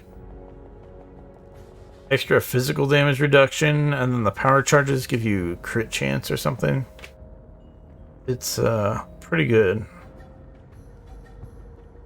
But I haven't really decided if I want to go. Am I going on the Arcane Surge side of things, or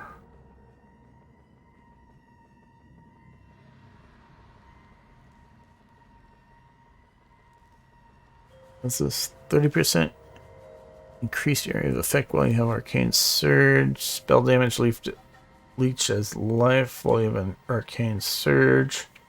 That's pretty good, but so is this other one,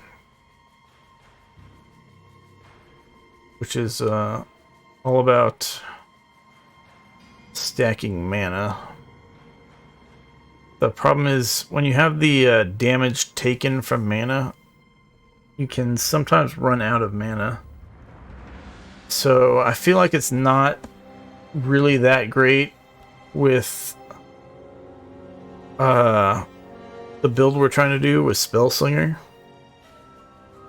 Because if you get a bunch of enemies surrounding you and they hit you and you lose all your mana, then when you do your attack, you don't have enough mana for your spells to trigger. So then your damage is gone and then you just die. Also, you can have it so you don't have enough mana for your little teleport or your defensive ability. It gets really bad if you run out of mana. So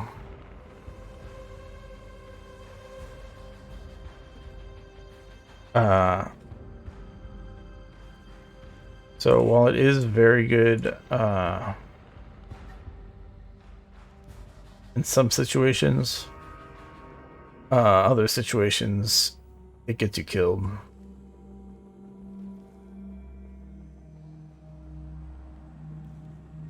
So let's plan on going for the Arcane Surge side of things.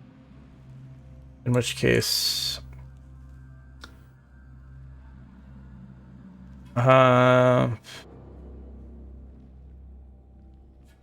Arcane Surge. Yeah. These nodes over here give you increased effective Arcane Surge on you.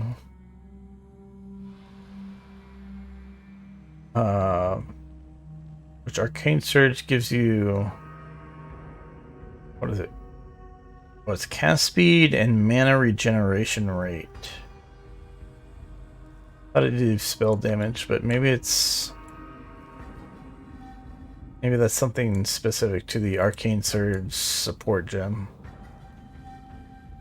So maybe those nodes aren't very good unless I'm stacking mana anyways.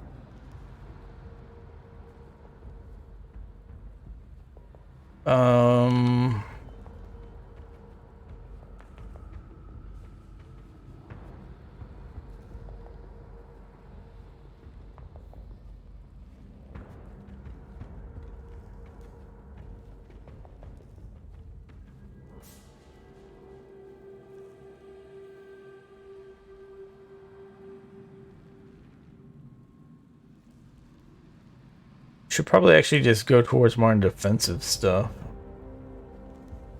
We can get a little bit more life and energy shield right here. And we can get more armor and energy shields from these little points.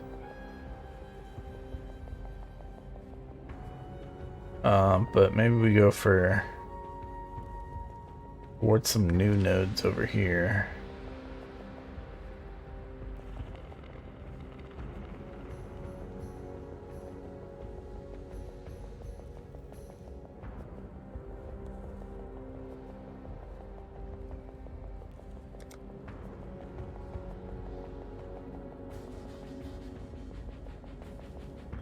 Trying to justify coming down here, but I don't think we can really do that right now. Unless we get some other nodes I wasn't really planning on getting.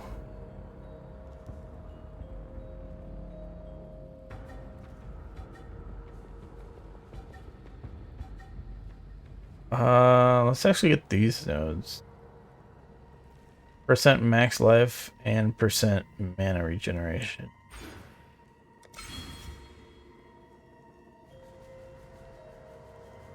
Those nodes aren't great, but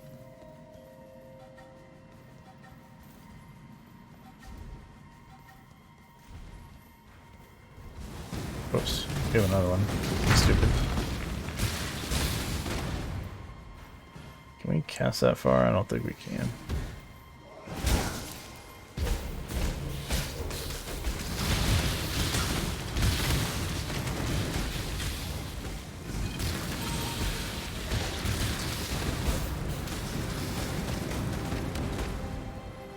Fireball's OP.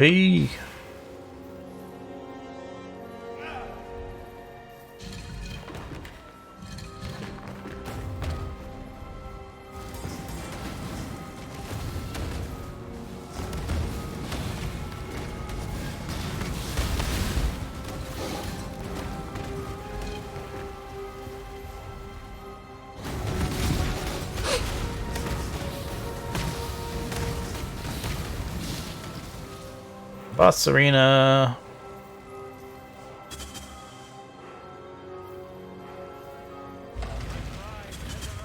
All right. I think we are gonna be just fine here. Our armor has kind of gotten low over time, just from not getting more armor items. So the % damage it reduces has gone down as we've leveled up.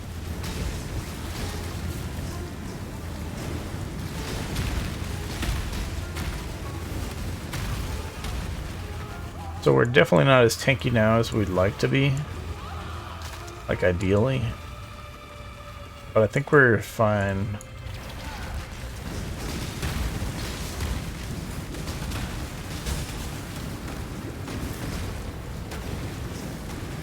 I think a lot of this boss's damage is like chaos damage or something. All the purple stuff I think it's generally chaos damage.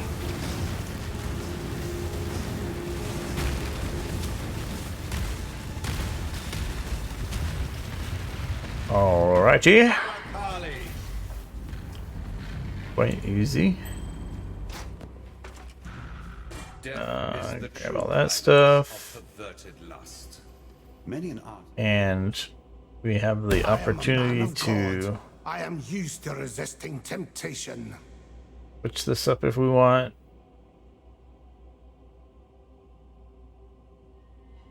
I don't know how frequently we're getting hit by stunning hits. So we'll just keep our current one. And yeah, we just gotta run to the next town here, and then we are into Act 8. So this has been a pretty long act.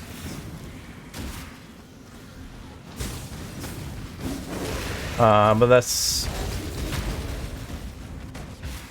more for me spending lots of time talking and trying to make decisions and stuff.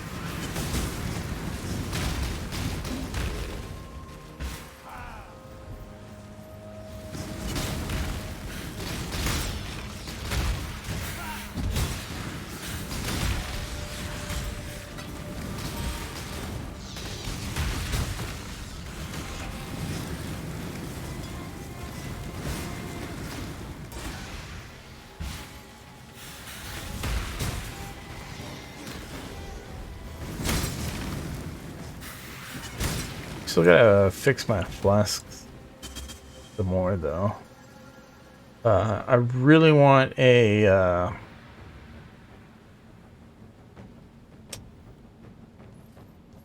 freeze immunity flask. It feels so bad when you click on one of those chest things that, or sorry, chest isn't the right word for it. The correct term is what are those called again? I must have Strong boxes.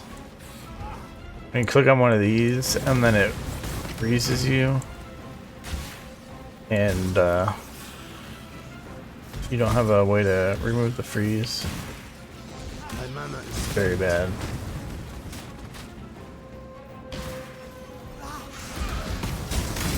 It is yet another way that you can die. I think I just got frozen by the air guy there. That's not too common.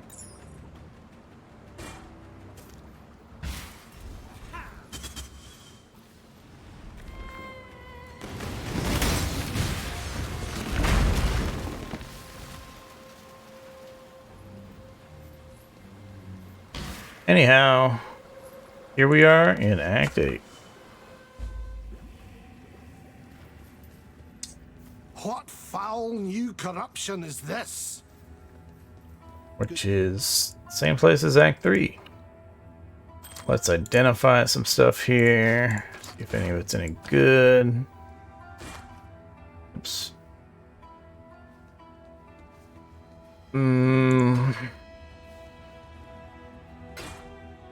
Not really.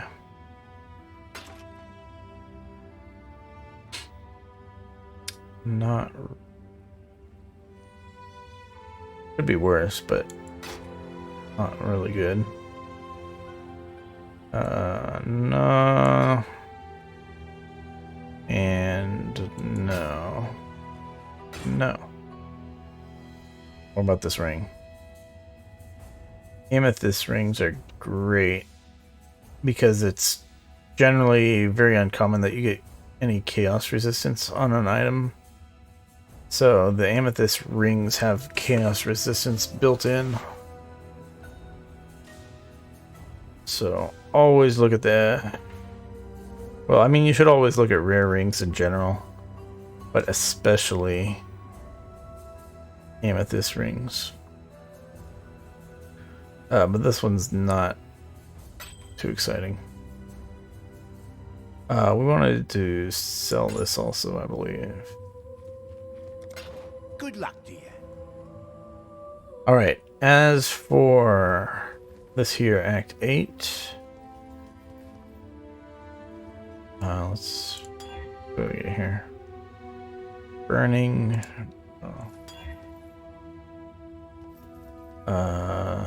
We don't want this one where it removes from mana when you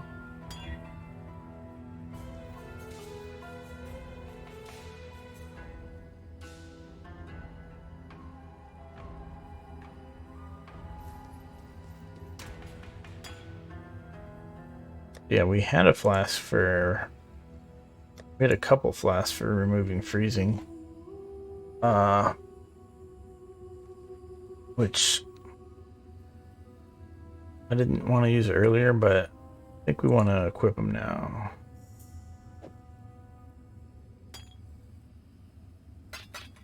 So yeah, let's do that. Let's put that in the stash, that in the stash. Should be on. Where are we putting amulets? Here. And yeah, we got some old gems over here that we are probably not really gonna swap in.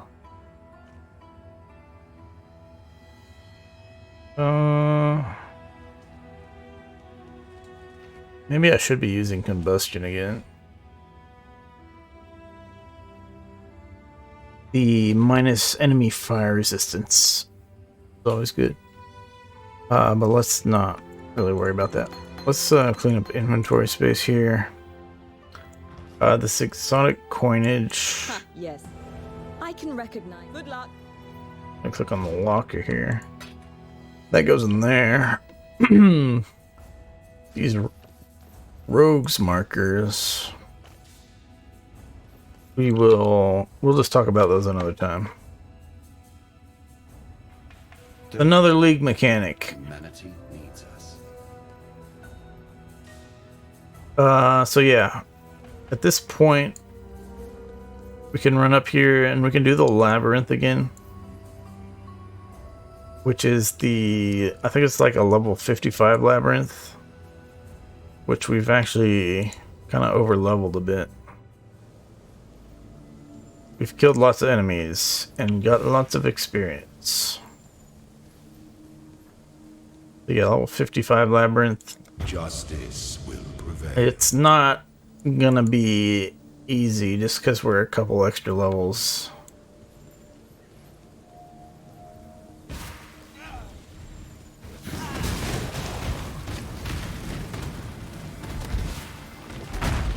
We have been like relatively cruising through content, though, as far as our damage is still pretty good.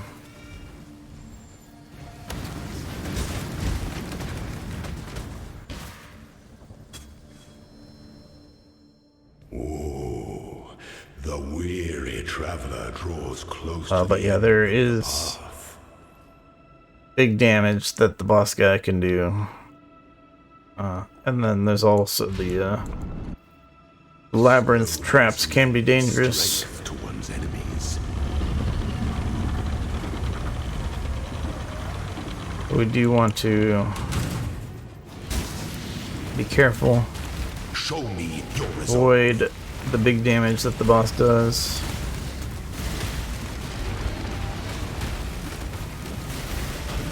Must have time to gather. We gotta keep hitting these little This statue things, or else wisdom. they give the boss a damage buff once they get up to full health. Or maybe it's at half health they start giving a damage bonus. I don't recall. But you don't want them giving the boss damage. Just not good.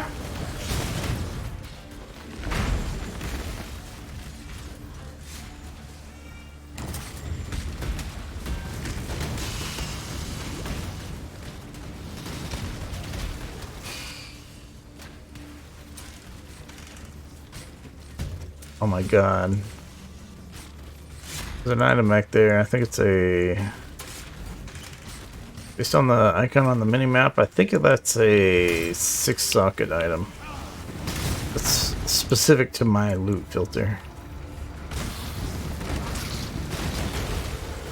But I don't want to run back through the traps to get to it.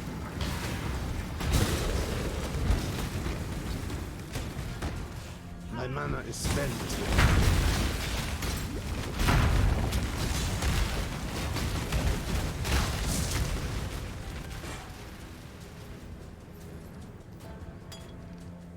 Do I have a removes burning? I don't think I do. We can also enchant our mana flask. Not enchant, but like make it magical. Enchant is kind of a special term in this game for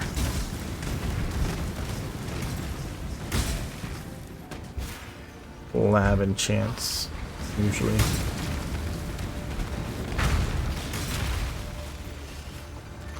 So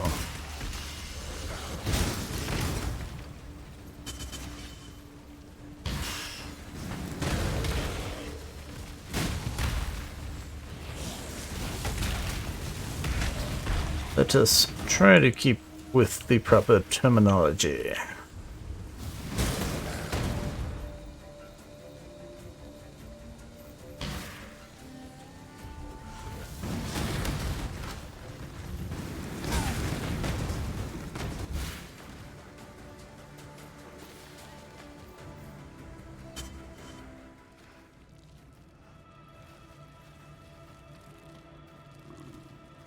Just heard a unexpected noise. Don't know where it came from.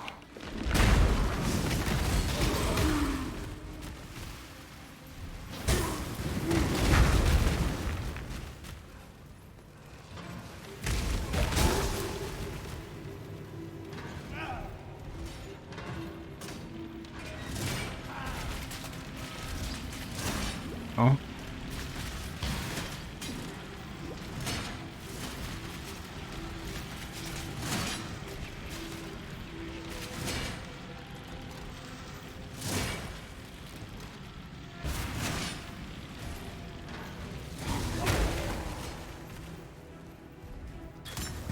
Sometimes you want to go slow through those traps, and sometimes you want to go fast.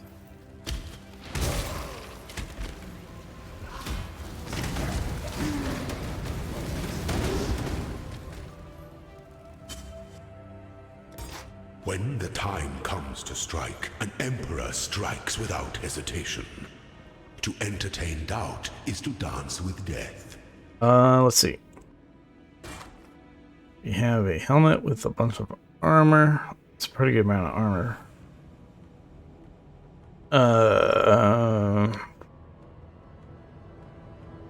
It's all right. We are getting to the point where we can consider adding sockets to items that don't have the right sockets if they're a really good item.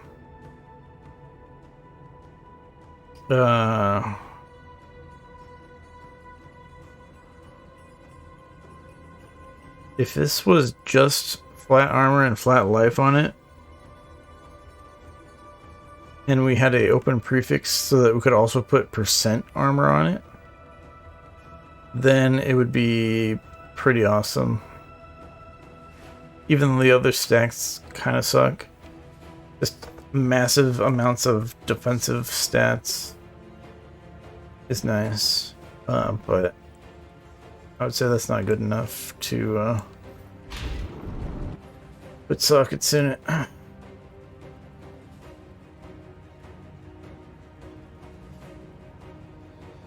should The emperor beckons, and the world possibly still just redo the links on the chest armor.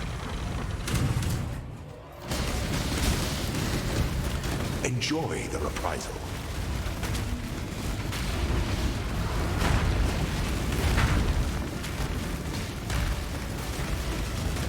I think you can kill these portals, but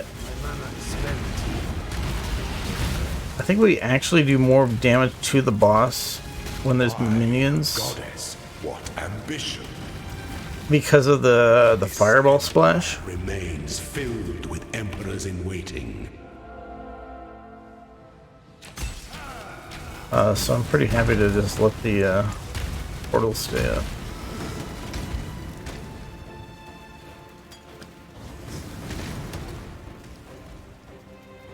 God damn it. I need to get a new mouse.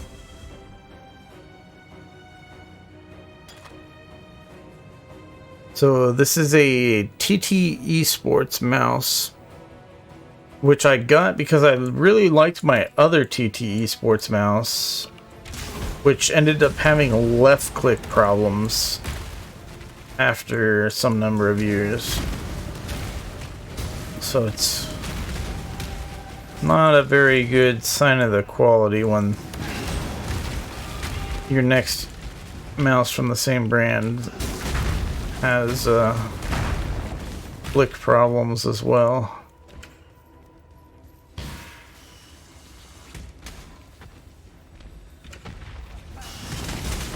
I don't think it was quite the same problem. I don't remember what exactly it was. I think it was more like the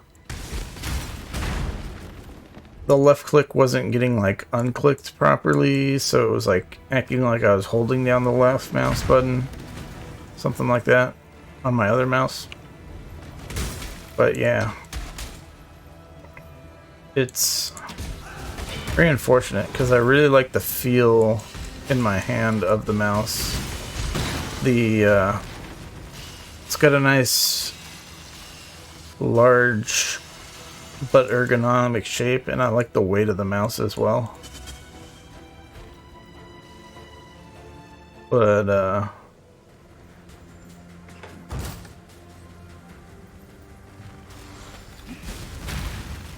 because yeah, it's like kind of on the heavy side, but I used the mouse at very high DPI. So I don't have to move the mouse much. So the weight actually helps me with precision more than if I had a light mouse. A lightweight mouse.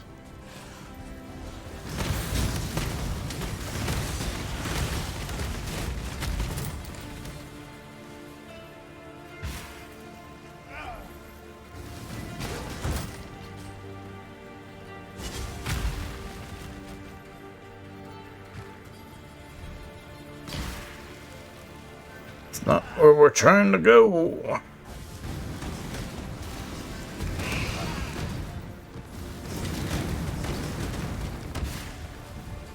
My mana is spent.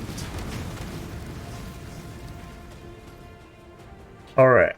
An This emperor should be- can afford to be promising. An emperor must keep those promises.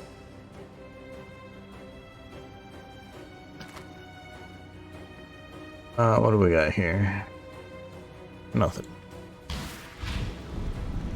This should be fairly easy, but as you can see in this version of the lab, there's Is the most devious traps trap of them all. that are quite scary.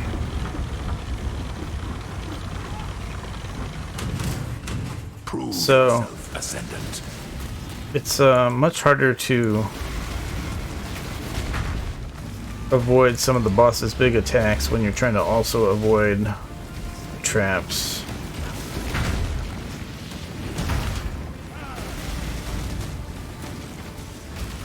But our turrets do so much work. Where'd he go? Make your mark.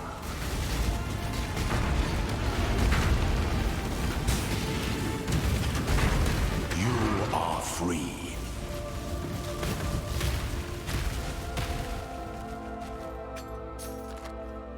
Alrighty.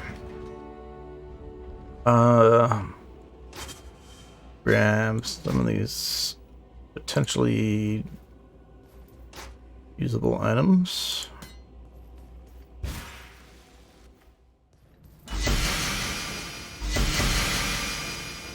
That's interesting. Since you have a stash right here in this room, we can easily stash these items here. These uniques that just suddenly dropped. Let's see what they are. That Warhammer, I'm not familiar with it at all. Actually, I'm not really familiar with any of these. Minions have plus 10% crit strike multiplier per grand spectrum. The jewel. The Bloodthorn Gnarled Branch is a very low level weapon. That's junk. And this Warhammer is not a super low level weapon, but much lower level than we currently are. And obviously not a master weapon, so we don't really care about it. Any of that stuff.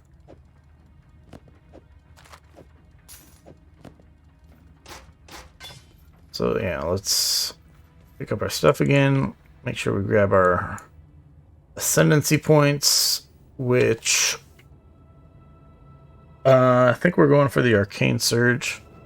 So we are going to get Arcane Surge whenever we or our totem hits an enemy with a spell. So it's going to be almost 100% uptime.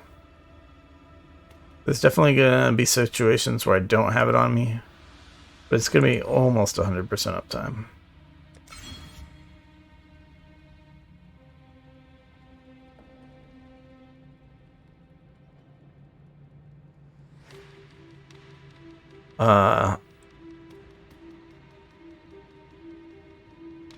So 20% more spell damage to us is a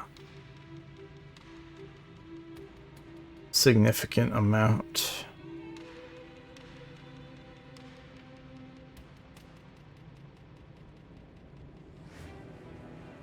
But yeah, the default cast speed and mana regeneration from Arcane Surge,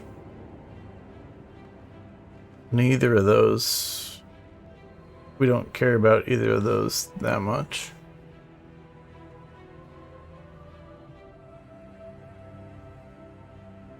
Still haven't decided if we want to go for this here or not.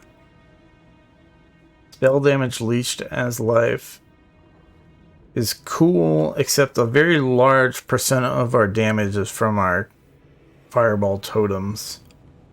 So that does not get leached as life to us. Might get leached as life to the totems, but not to us.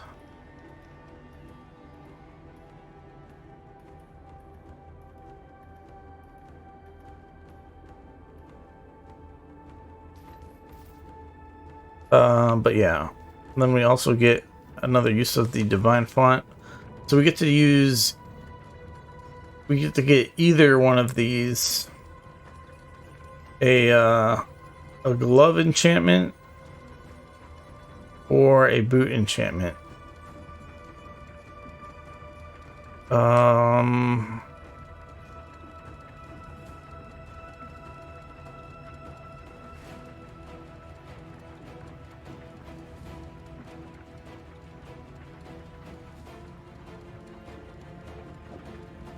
We'll just get the glove enchantment, I guess.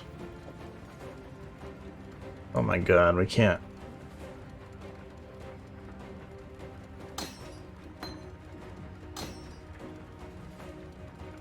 Still have freaking dexterity problems where we're dependent on the dexterity of... Oh yeah, what's that? We had that other amulet, right? That should be in our stash here.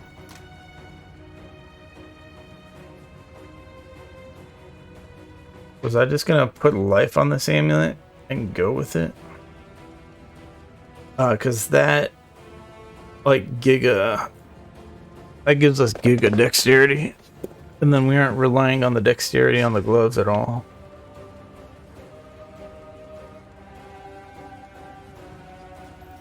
We'll think on it some more. Let's go back to town. Sell some stuff. Whoops. Sell some stuff. After identifying. Junk. This one's semi-decent. Ooh, 75%. Sorry, 75 max life, 12% all res, 25 life regen. Mana, life gain when you block.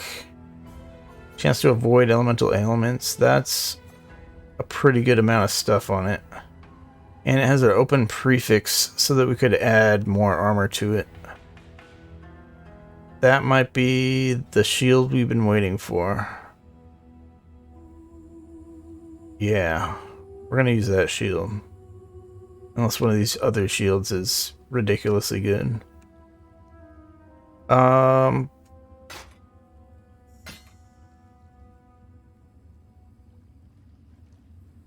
They're not terrible. This affix here, the 8% chance to block, is pretty sick. That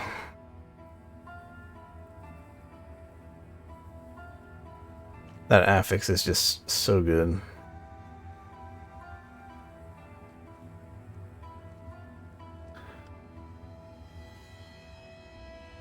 We lose resistances for sure if we go that route.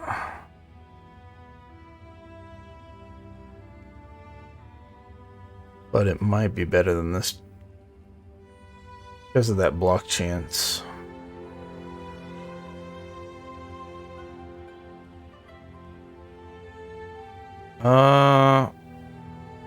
Let's finish clearing out these items and then we will look at whether or not I need the resistances. Stay out of the shadows. Alright, if I take off my shield, I have fire resist that I need more of. This will give me some fire resist, not enough to be maxed on fire resist. So we could put extra fire resist on a different item like our amulet, and we would be fine.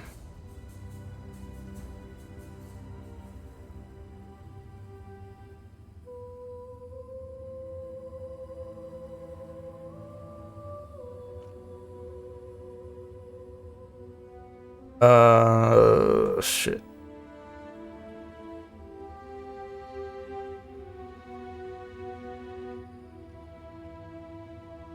I figure out how we're gonna do this.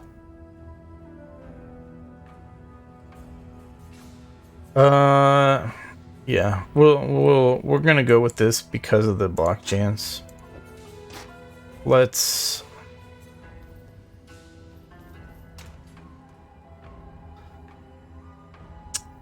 shit.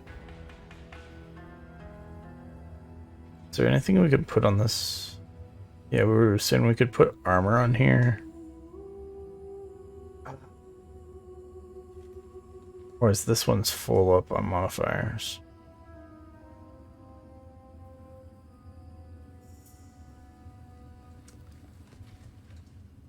Maybe we stick with this anyways. The gem color is just such a pain in the butt.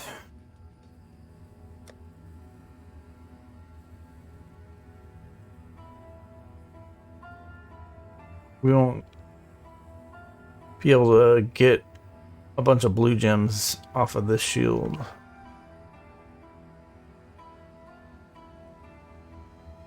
Come on, right click. Thank you. So we want our 3 slots. And then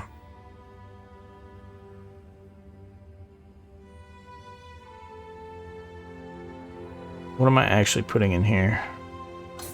I'm gonna get rid of our cast when damage taken. It's kind of limiting our options right now. We can look better at what we might move around here. I'm thinking we go change the colors on the shield to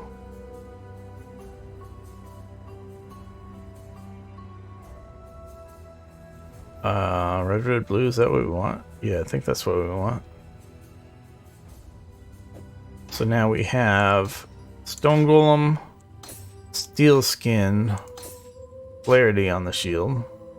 Those don't need to be linked. So instead of linking the shield, we're going to link this body armor. And then we can either put our wand attack in here with more support gems, or we might rearrange some other stuff. I haven't decided yet. But we want to get this 4 linked. There we go.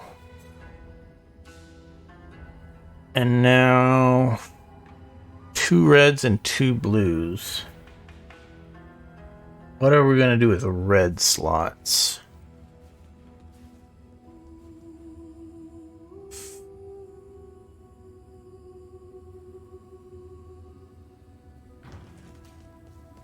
We're going to go back to Act 6.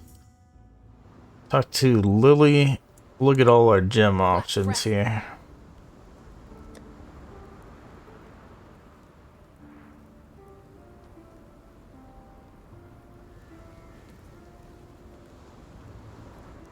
Oh, what was that one where it was like added flat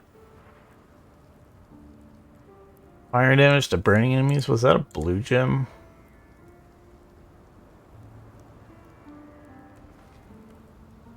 This one, immolate support, so that's a blue gem. That would work pretty well.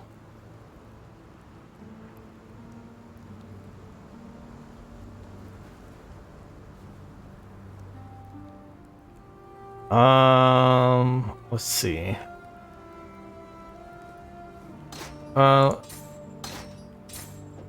So what we currently have for wand damage is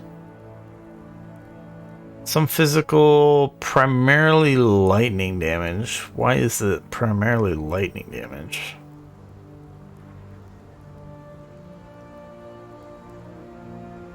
Do we have a bunch of plus lightning damage somewhere?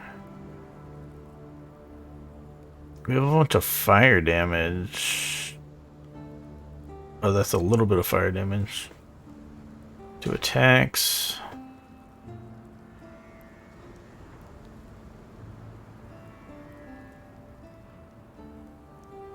What the hell? Why is there so much lightning damage? What am I missing?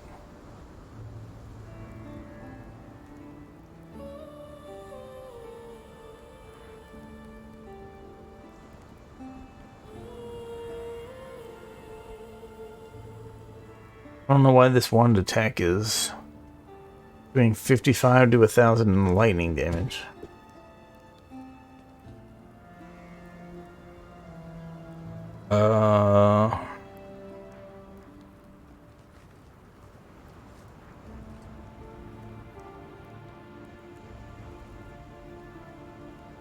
Getting a bunch of flat lightning damage from somewhere. I don't think we have any flat lightning damage in the skill tree at all.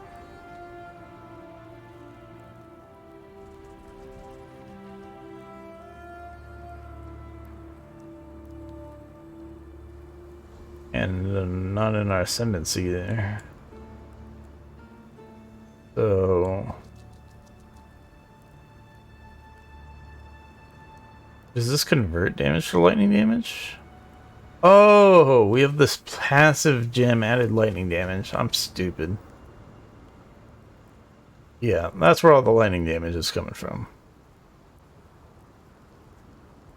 So without that, there's no lightning damage.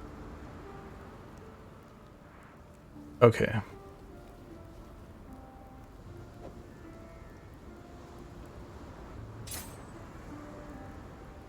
That more than doubles the DPS of this stupid wand attack. That's funny. Anyways.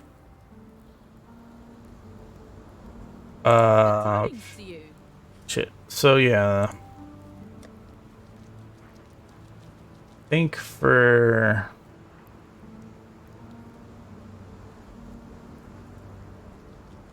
red skill gems, we don't have much options. Fire penetration stuff, but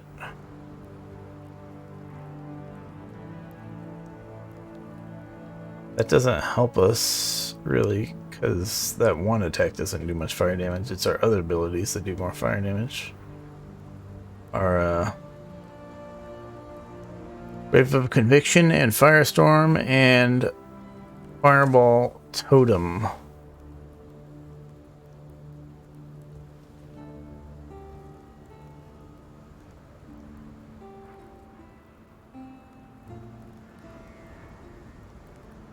That's 30% extra mana reservation. Shit. Yeah, I'd like to use that with these spell slinger things. But too much mana. Damage on full life. We could use, and we could also do elemental damage with attacks.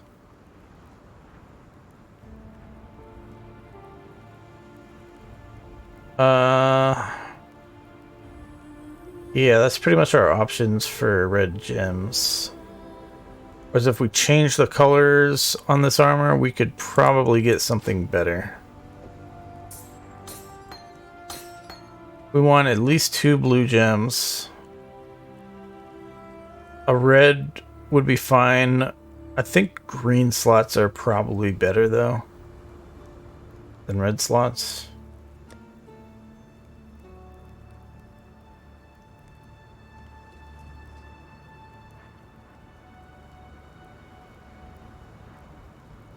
If we get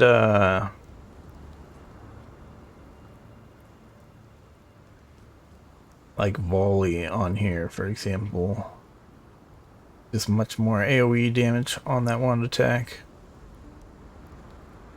Again, it's not really that much though compared to our fireballs. So the wand attack damage is very unimportant. It would be better perhaps to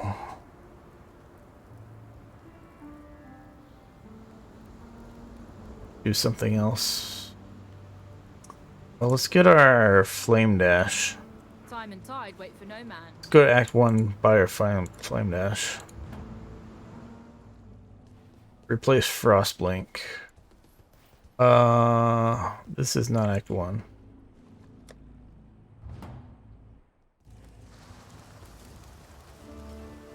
Yes?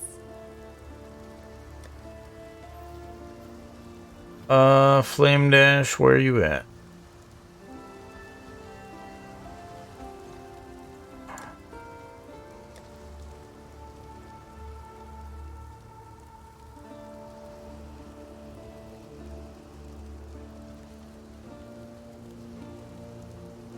Flame space dash.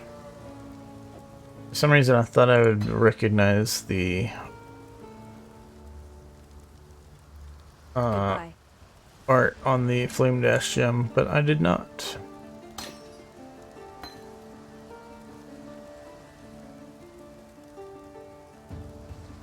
So we put our wand attack on our wand here. And then put our flame dash on our chest piece here. Then we can look at getting support gems for our flame dash instead of our wand attack.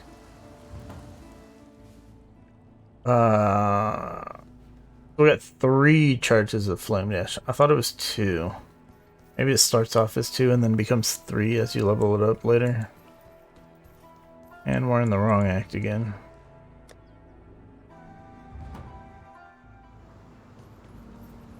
So Good tidings to you.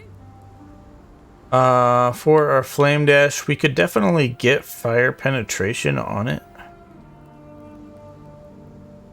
I'm thinking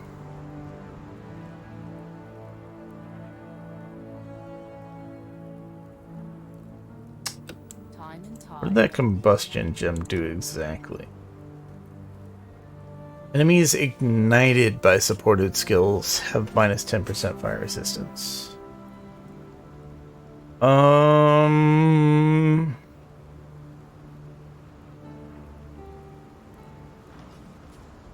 So Flame Dash leaves burning ground, but I don't think that counts as ignited. But the chance for Flame Dash to ignite is currently 45%, including this extra 20% to chance to ignite enemies. So, not that great. We can't really use it to rely on putting this negative fire resistance on enemies. Good tidings to you.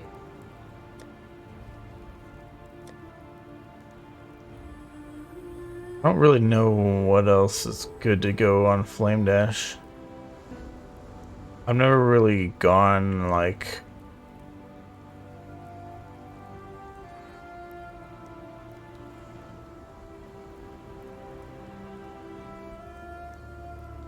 wait a second.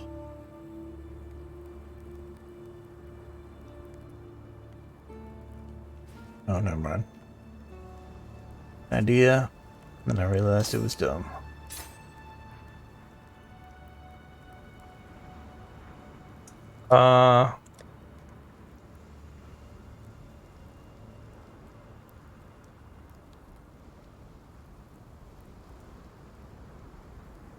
Yeah, we can just go for something simple, such as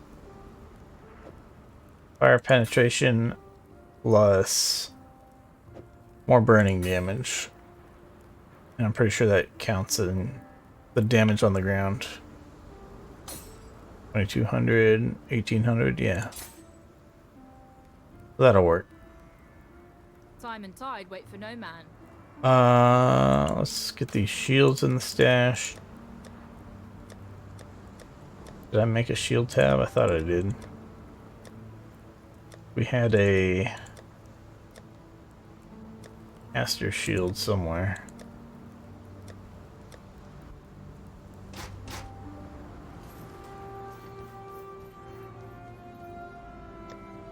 All right.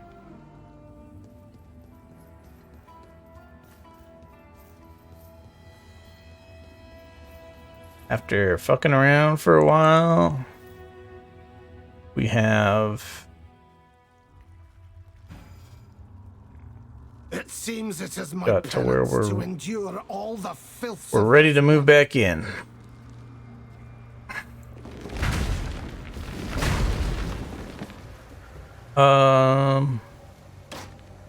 Whoops.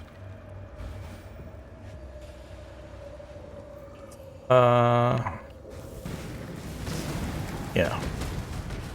So we are about to come up to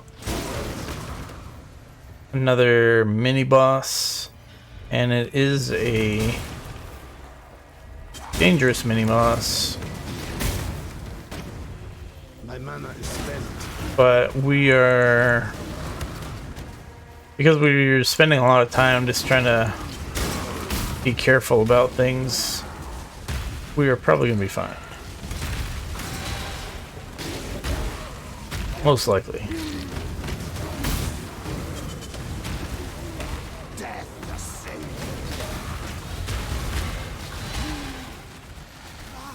Heathen Wand, 10% cast speed. So as I have mentioned before, for a spell slinger build, you don't really care about cast speed. You end up with a bit of attack speed over time, but you don't really want to go for attack speed either, because of the cooldown built into spell slinger.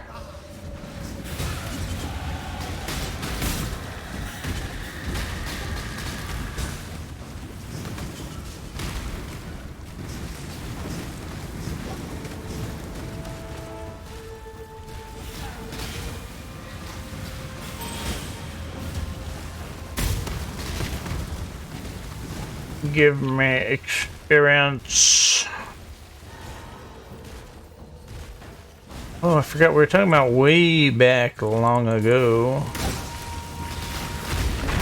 of the holy, what is it called? Holy relic or whatever? This is actually fairly good boots.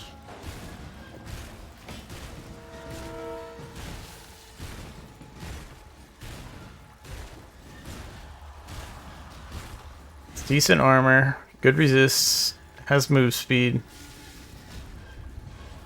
We can't put life on there, which is unfortunate, but overall, it's pretty decent boots.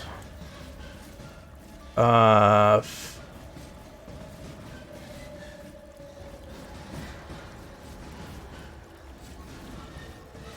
might use those.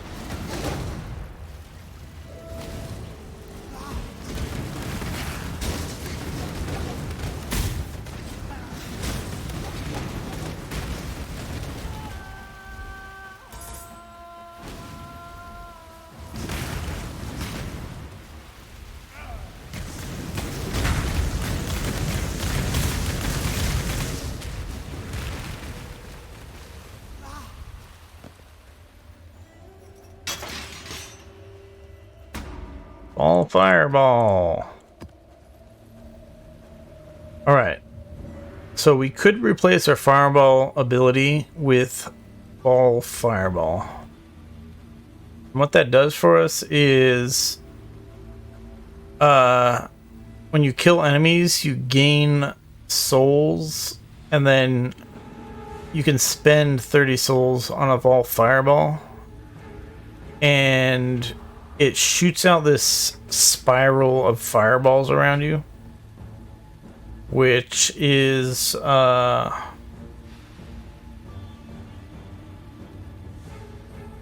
shoots out like 20 fireballs or something ridiculous. So if you actually say the portal here is a boss, if you use it and then you move around the boss correctly, you can actually have them all hit the boss and do a fairly good amount of damage. Apart from that, though, it's not really that good. And the problem with Vol skills in general, a lot of the support gems do not work with Vol skills.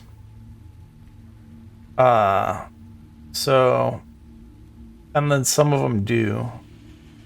So if we were to put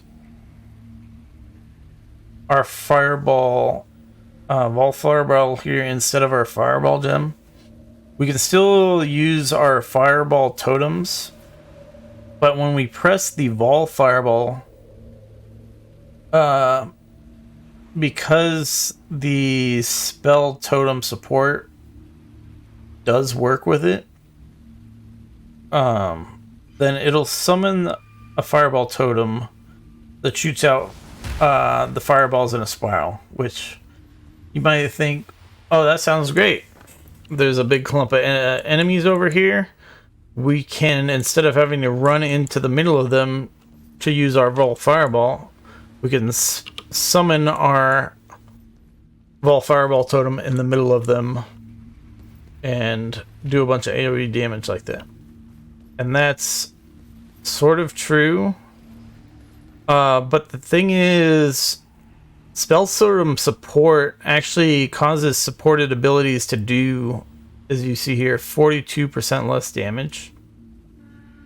So it's less damage and less cast speed. The cast speed doesn't really matter for the Vol ability, but the damage definitely does.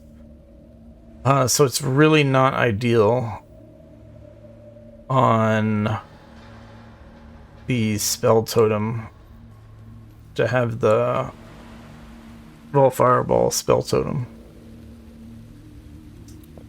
So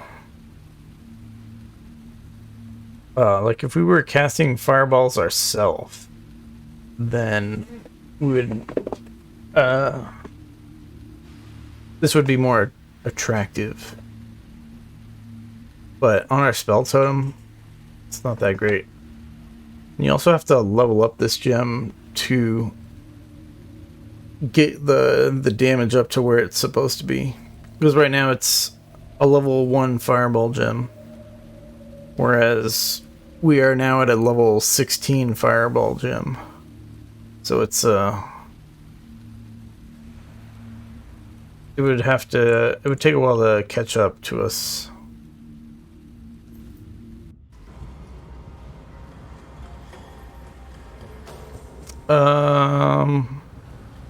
Let's see. Oh yeah, more max life and some life regen per second. Very nice.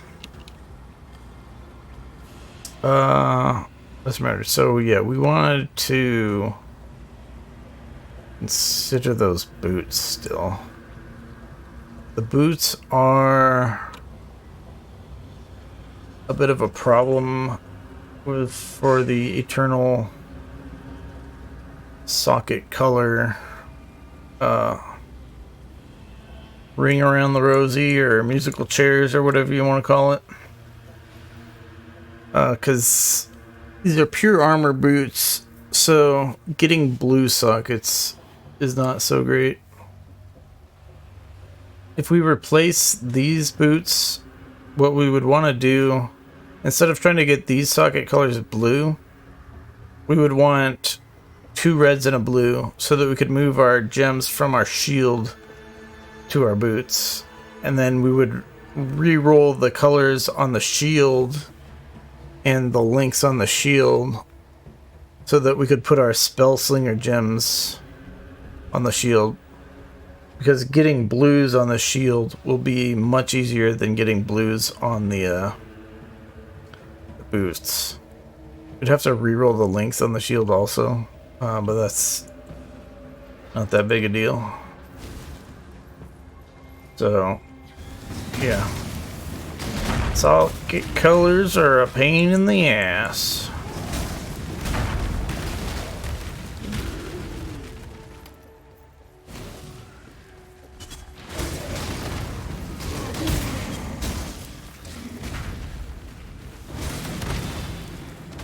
Anyhow, let's get to this mini boss, which is our good friend Dweedry again. We first fought Dweedry in Act 4.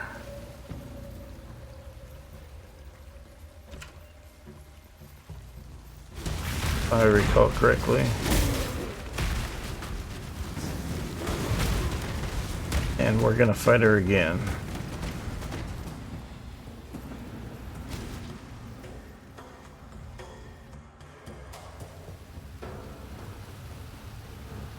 So, as it was before...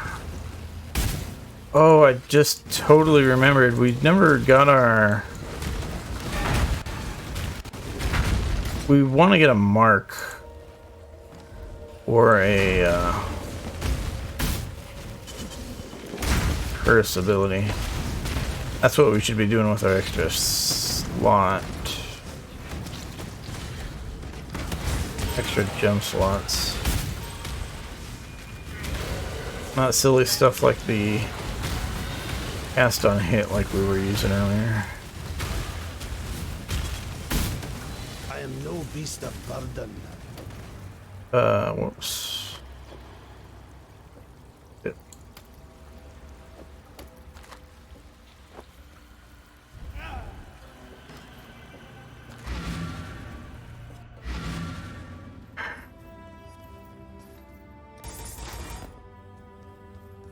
Might.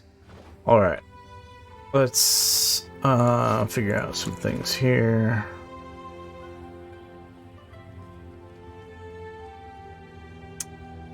Forgot we need new gloves too. Always looking for upgrades.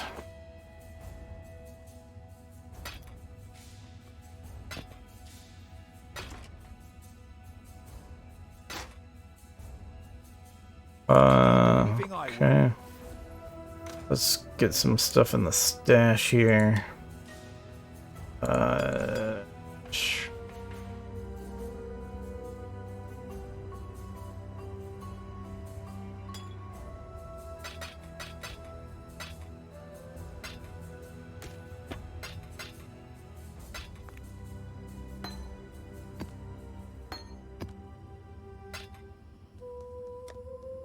Let's store these boots in here, I guess.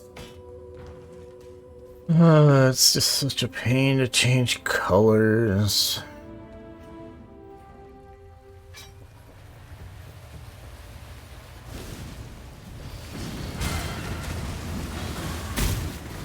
feel like I'm going the wrong way.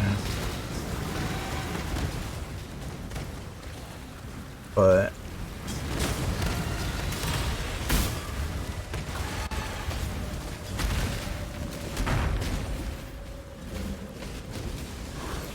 I might not be. My mana is spent. Apparently I was going the right way. I feel like usually I go down to the left to get to this boss arena. But that's why I was feeling like I was going the wrong way. But the map just kept on going. Alright. So we want to avoid the puddles or we get a stacking debuff. And we don't want to get hit by her red shit. The red shit hurts.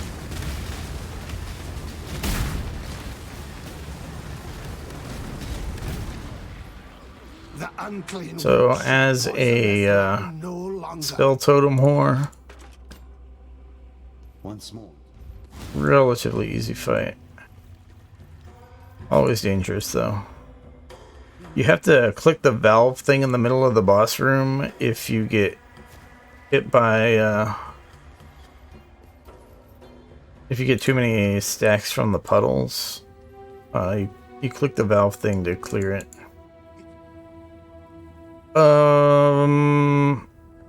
Okay. For a gem, what do we want?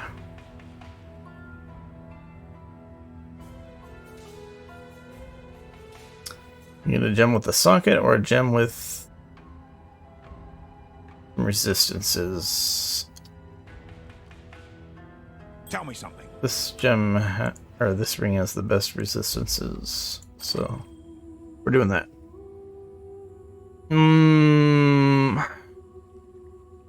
Not that good. Got no life on it. Can't survive without life.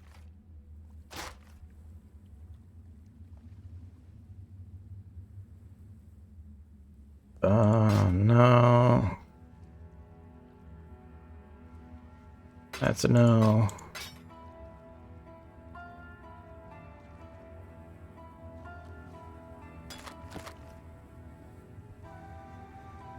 %25% chaos resist? That's a lot.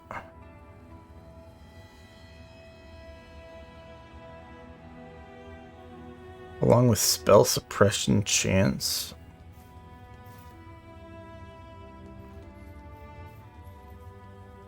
It's probably better than my current gloves. But we're not gonna mess with the sockets.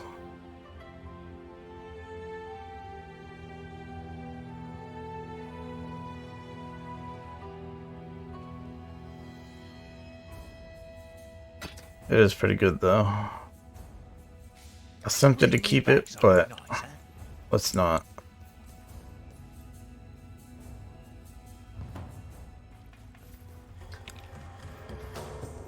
Alright.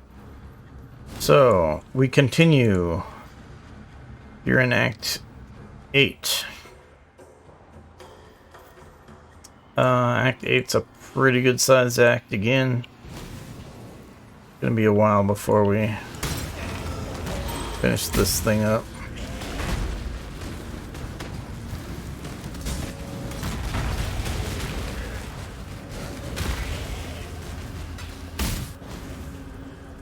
Skip that little thing on the map again.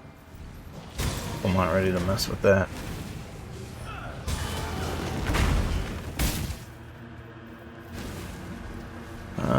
We got more Alva. Ah, there you are.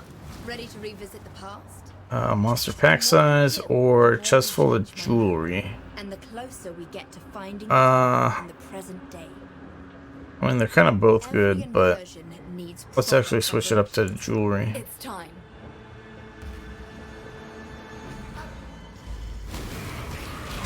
And we already have all the doors open here, so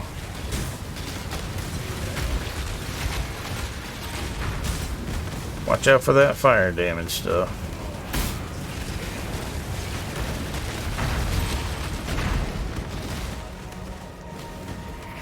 Yeah, we can just kill more enemies for experience, and I think the items that drop afterwards, after you get out, are based on how many enemies you kill. So...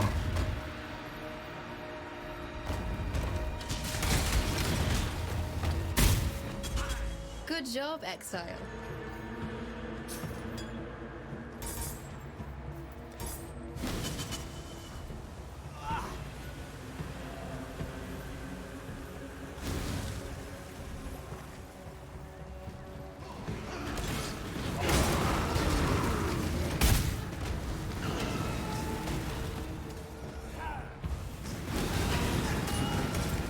Just in time. Ah, there you are. Ready Alright. to revisit the past? You can upgrade the explosive The more room. you kill, the more you change my map. And the closer we get to finding the temple in the present day. So if you don't Have a use look the where you're explosives to open a wall between places, you can use them for Let's go. special chests in this area. So we'll just get another big chest to explode. We don't need to open another door, but we can do it just to make traversal through the temple slightly easier.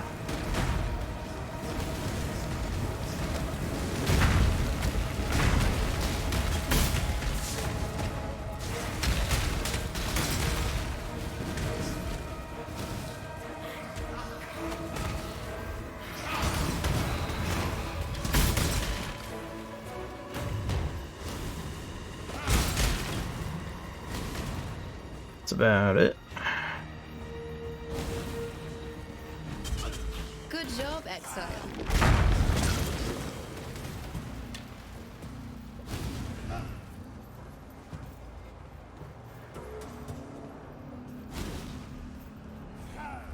Is it?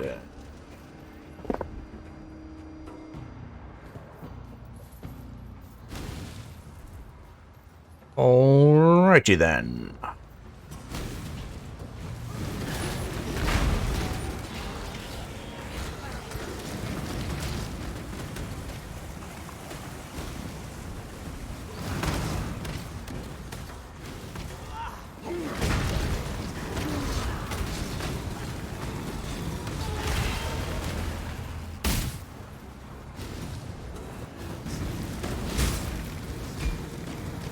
Just in time.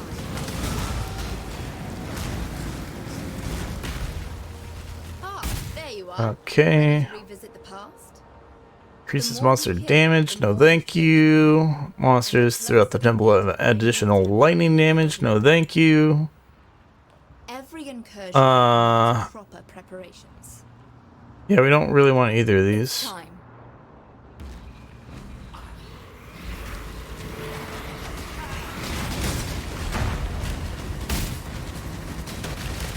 We actually just want to get out of here. Good job.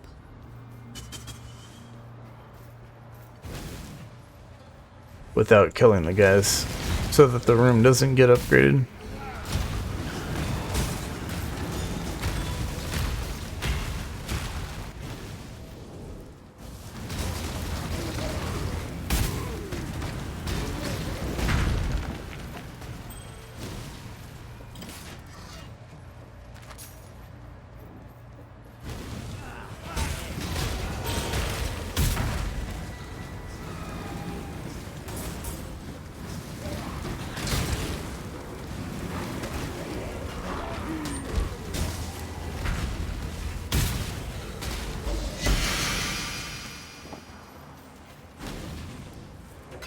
That red ring thing around the guy is a stupid thing that prevents you from healing above 50% health, which is, of course, extremely dangerous against enemies that are able to actually do damage to you. Interesting. That's one hell of a wand. Look at that damage. Physical damage 112 to 208. Our wand does not do even half that damage. As for the added fire damage to spells and attacks stuff, this one has a lot built into the wand. It's approximately matches our existing wand as far as that part is concerned.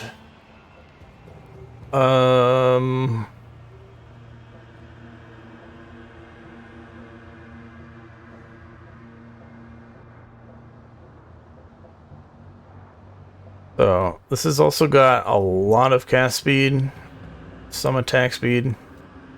As I keep saying, the cast speed doesn't really do much good for us. But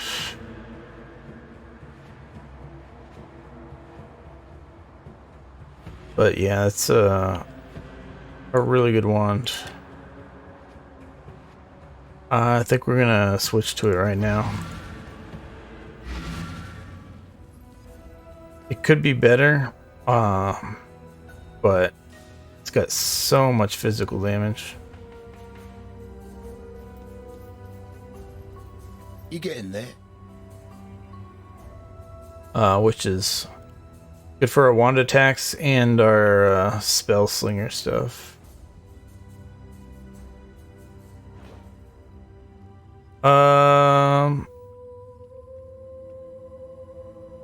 We are selling this. We are selling this. We are not selling that. Stay out of the shadows.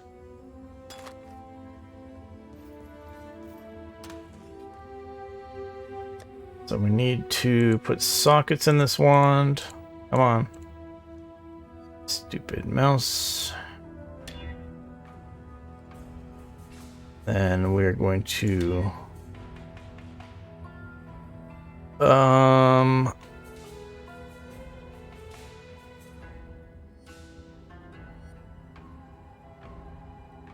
we currently have vitality on our wand.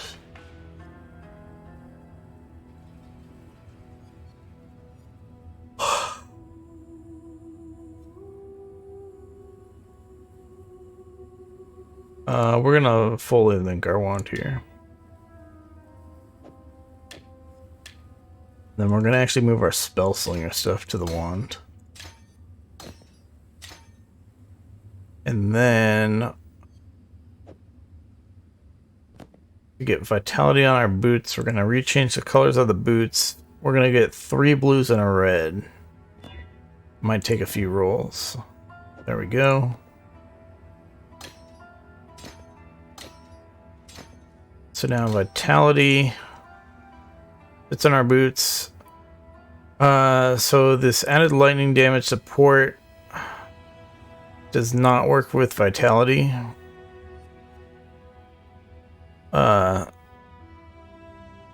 Which is a good thing, otherwise it would increase the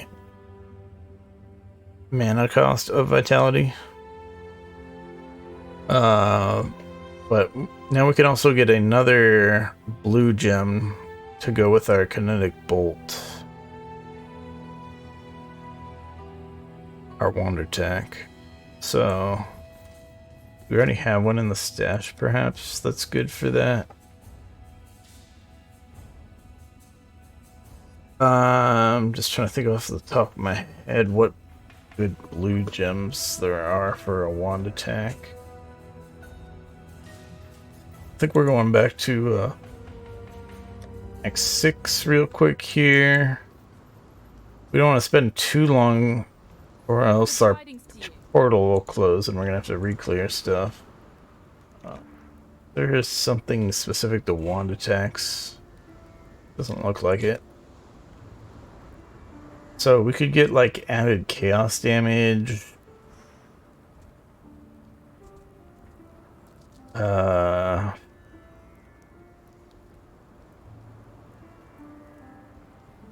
The other option is re-roll the boots some more so that we get 2 blues, a red, and a green.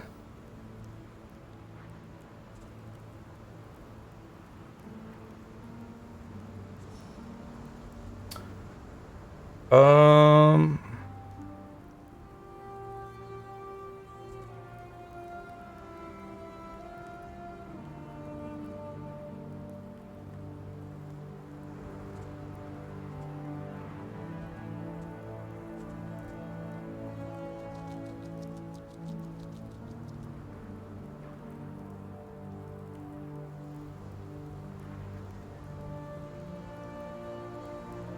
feel like decay support maybe.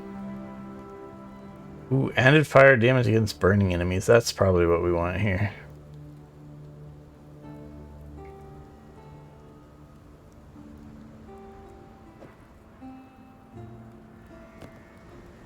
Time and tide wait for no man. Whoops. I should have bought that in Act 4. Oh well. Let's stash this. We have a tab for wands, right? And then stash this unique. Oh, is this ring any good? No. Good tidings to you. And then let's get back through our portal and continue on. Yeah, we got a sizable damage upgrade on our wand attack, and it should also be a good upgrade on our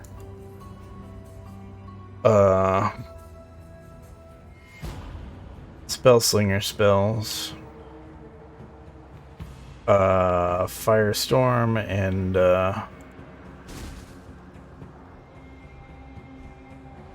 what's the other one? Wave of Conviction. Yeah.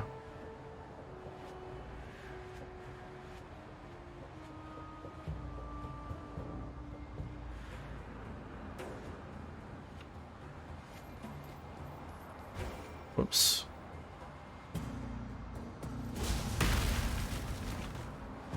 That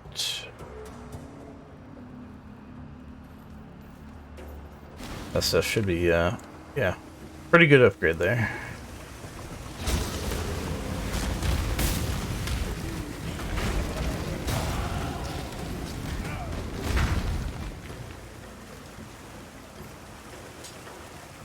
Could have been a little bit better on the wand, like if we had percent damage and flat damage. Or sorry, we have flat damage. If it was percent damage and flat damage, and then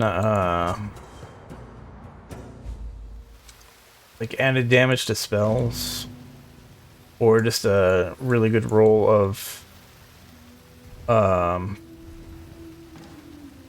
elemental damage, like fire damage or something.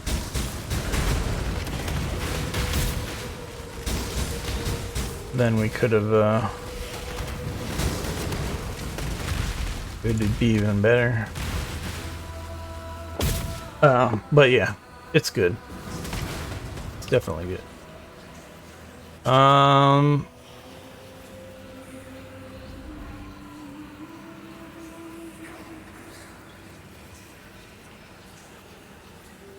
Let's cost life instead of... No. Yeah. We are essentially tanky enough for this act right now, so...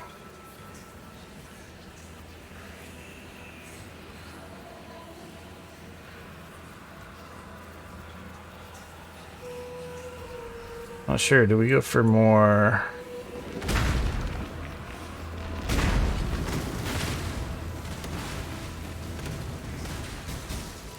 damage? We wanted to get more crit. Where's more crit at? That doesn't really help. The crit wheel down here, that's for melee crit chance, so that doesn't help us. Let's crit way over here. So that doesn't really help us. Spell crit here. But it's also got cast speed mixed in. And since we don't get anything out of cast speed, that doesn't really help. And then there's crit up here. It's crit multiplier. What's our crit chance? I'm not sure if we're at the point where crit multiplier is better than crit chance. So if we look at Firestorm. Yeah, we could definitely still use more crit chance.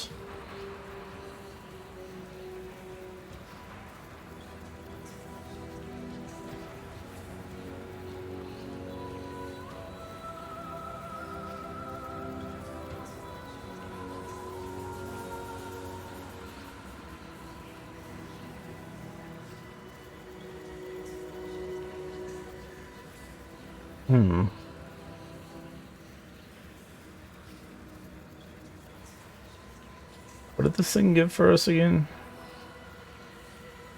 Oh yeah, spell damage with Arcane Surge.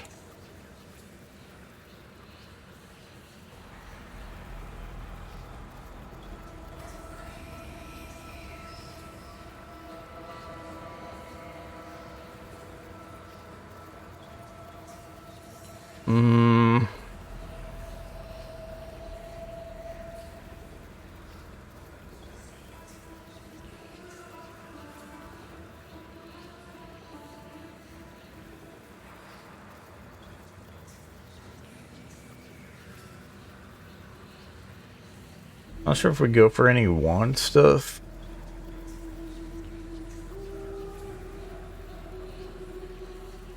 There's a bunch of wand stuff you can go for. But I don't think it applies. I think it only applies to the wand attack and not spell slinger stuff. So I'm not sure if it's... I have a hard time imagining that pure wand attack is ever viable.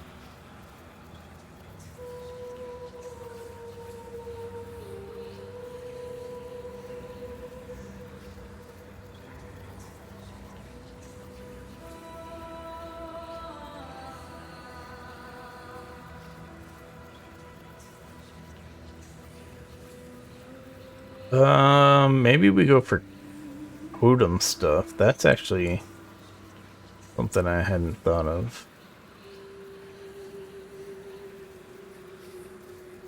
Totem damage.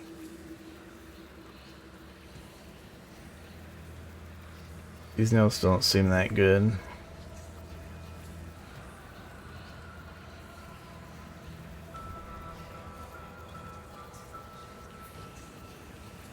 But the one over here, crit chance with totem skills.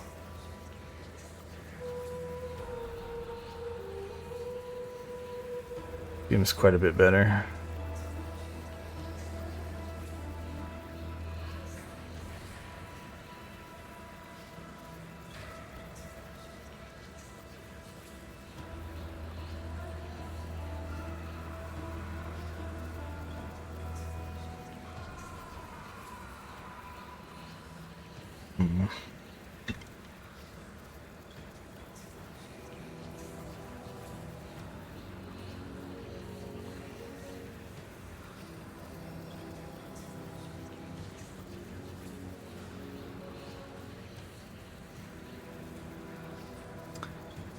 Yeah, I'm having a real hard time deciding what I want to do at this point.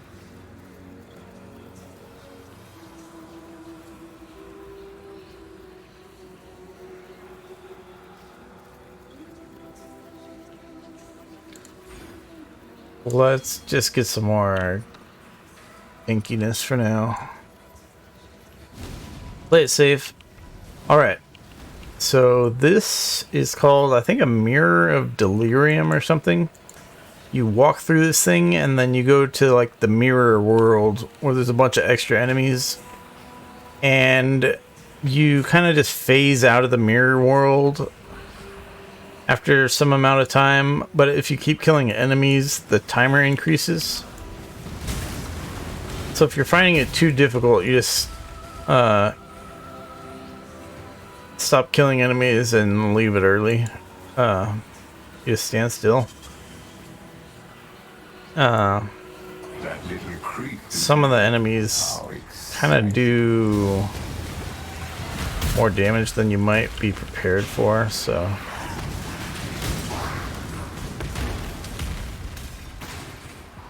sort of like with all League mechanics, you underestimate, you can get problems. That was just for this stupid quest item, which doesn't really matter.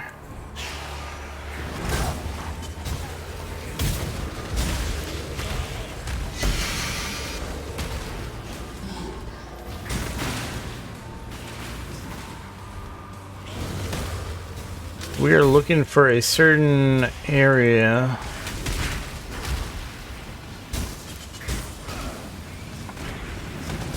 for another skill point boss. We're just gonna leave a TP here, and then we're gonna go back to it once we get to the next waypoint. I forgot to mention with the Mirror of Delirium, there's a stupid little thing that as you kill more and more enemies, it keeps track of it gives you like guaranteed rewards at the end. So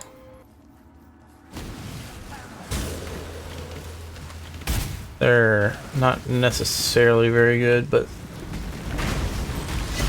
if you get the right reward type, that's interesting. That was a top tier item right there.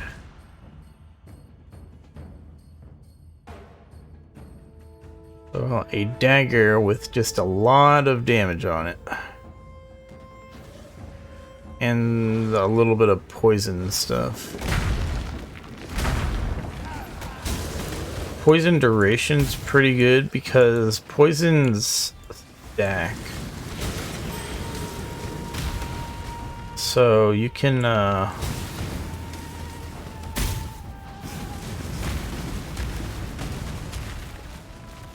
or do they stack or they overlap? One of the two. Either way, duration's really good.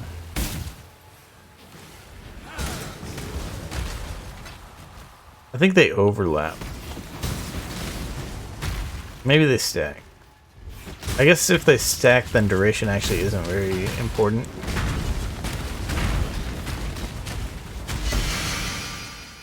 I think I haven't really played a poison build.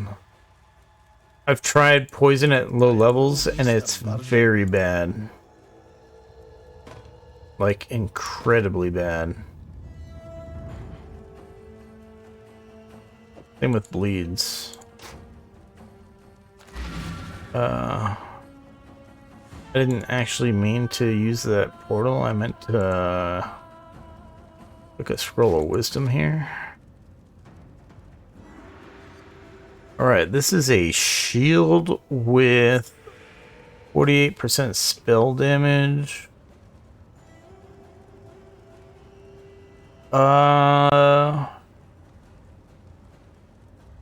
That's pretty cool.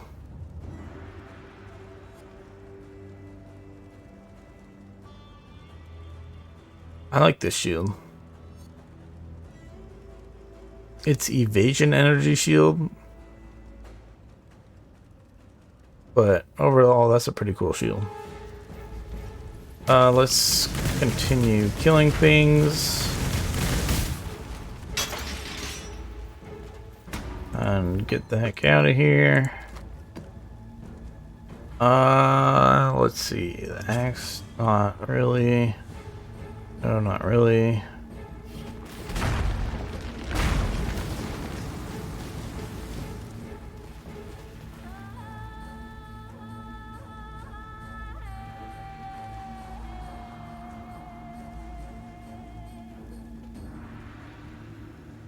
Interesting. My loot filter does not show this armor because the base type is too low.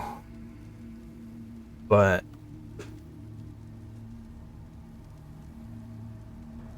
it's actually a pretty good amount of armor.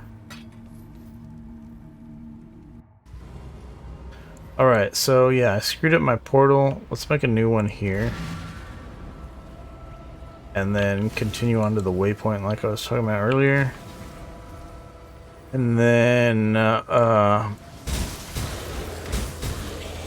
take the portal back and go back to that other spot to kill the boss for the skill point. 4-link blue gloves. Shit.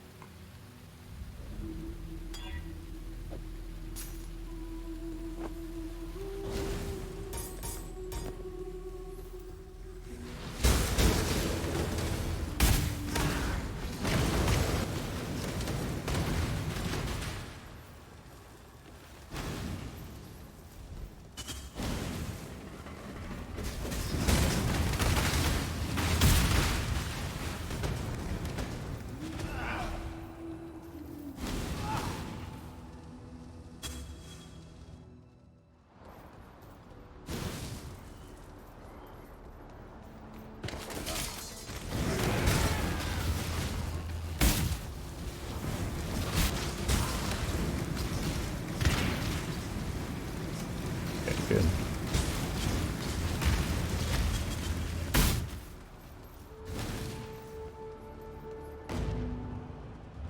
All right.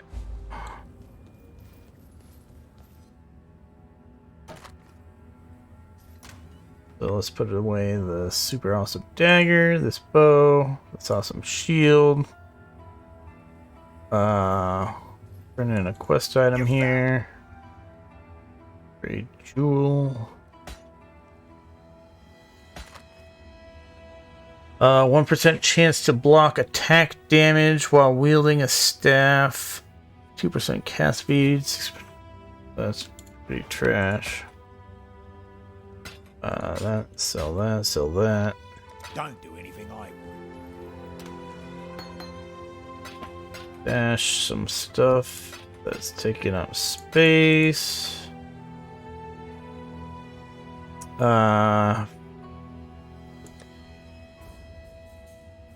We are hurting on the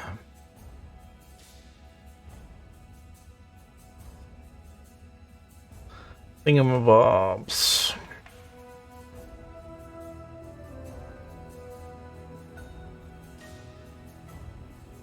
Let's just go for it. Okay, that was horrible. What's up? Bring me back something nice, huh?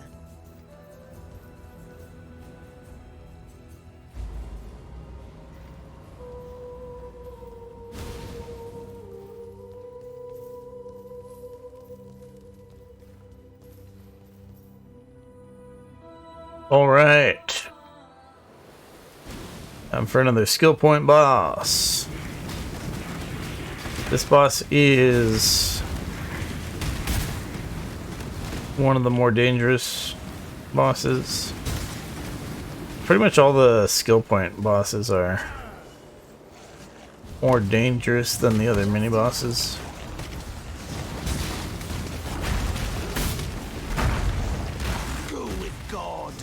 But yeah, I have died to the boss that's gonna be coming up here. There you are. Ready to revisit. What's the this? past? Lightning damage, The more you kill, the monster more you change crits. them. Time to go. No thanks. I don't want more dangerous monsters.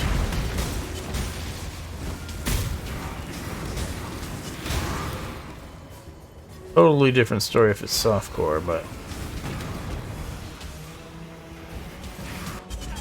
Good job. when you're playing hardcore,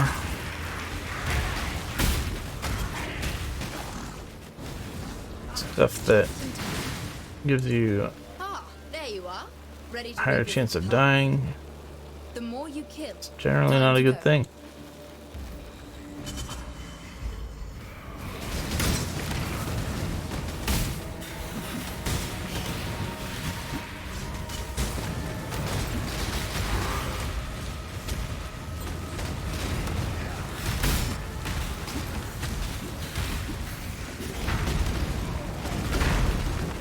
We get him.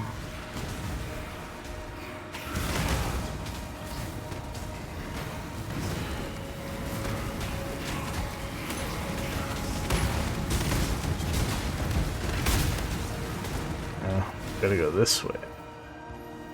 Use this door opener.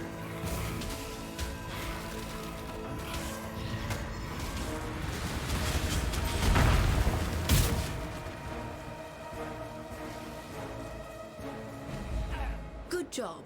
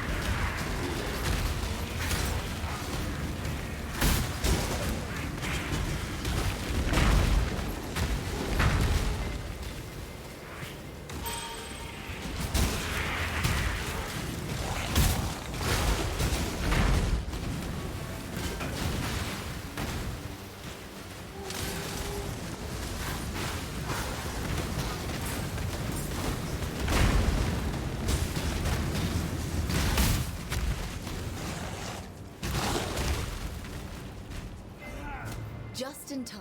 Ah.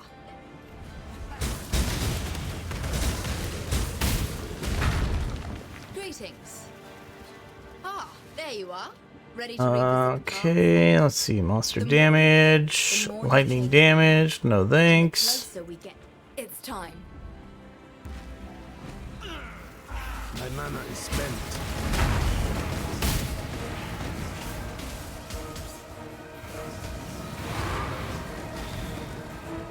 Gonna open a door, I guess.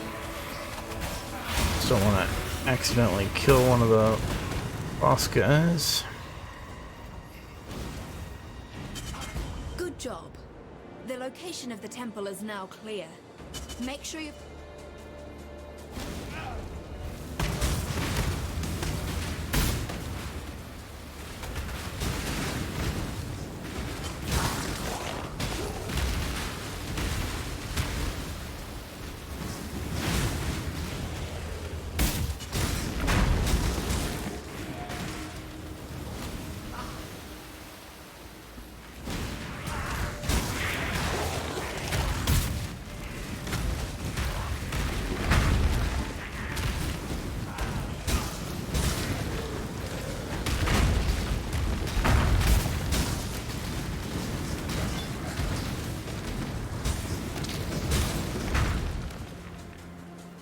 Alright, so here's the boss.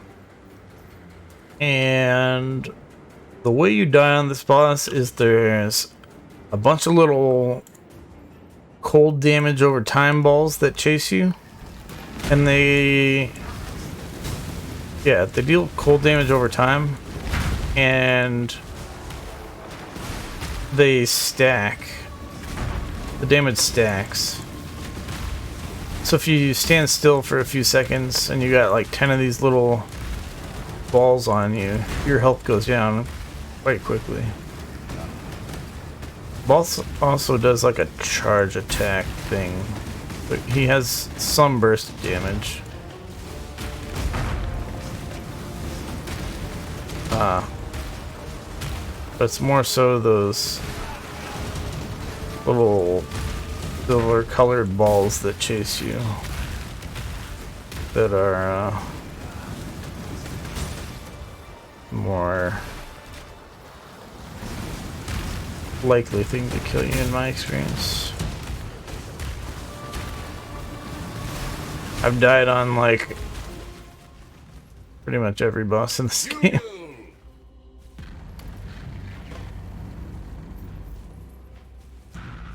In death, the mirrors. So yeah, this boss is another Pantheon boss. Faith triumphs. So you can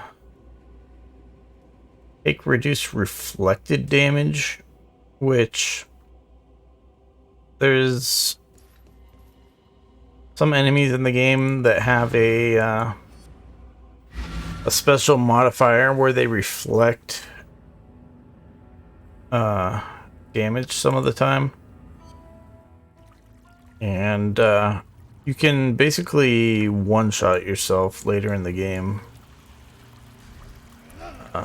when you have lots of damage, and then it gets reflected. So it's that mod isn't too good most of the time, but the times where it is useful, it's extremely useful.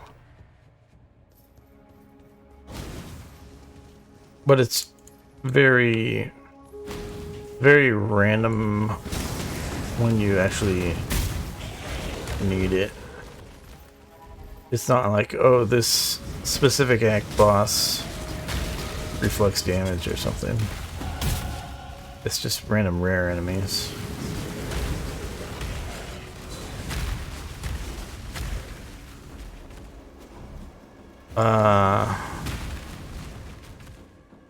Shit. Yeah. Life and energy shield. Sounds good.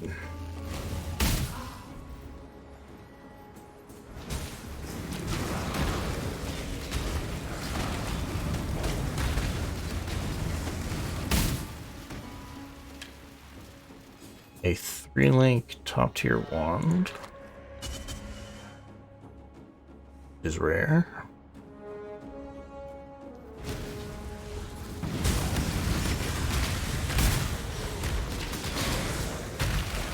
It's gonna be very hard for us to find a better one than what we got.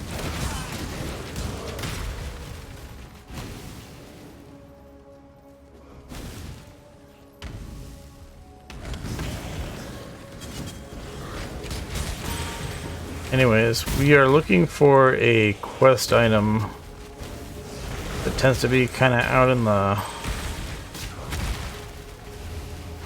the water, sort of like on an island that you gotta cross a little bridge to. That's what we're looking for right now, because we need it for another skill point quest.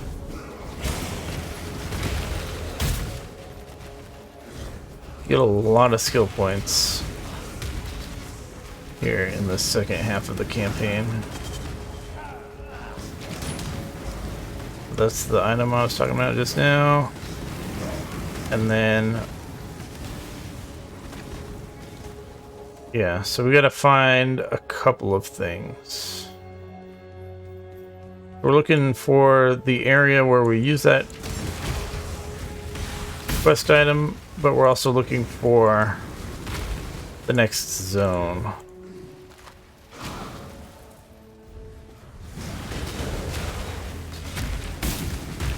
Both of them will be somewhere farther down on the map.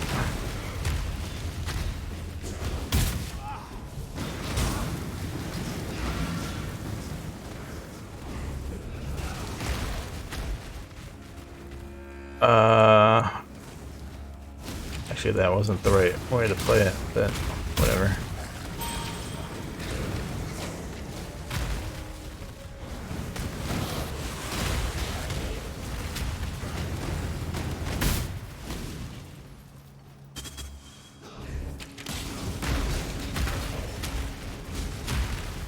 Cryptar.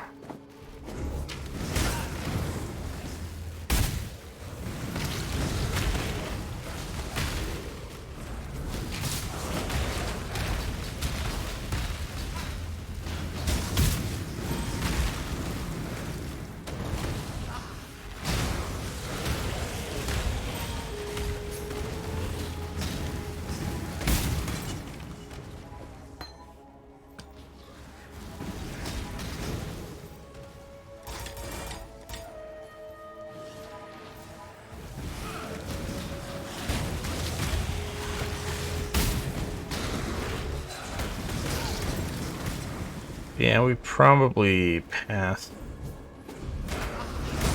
the next zone on the map, and this should be the west area. Yeah. So good old Clarissa is trying to unzombify her boyfriend Tolman, which we or she's trying to resurrect him from the dead or something. I don't know.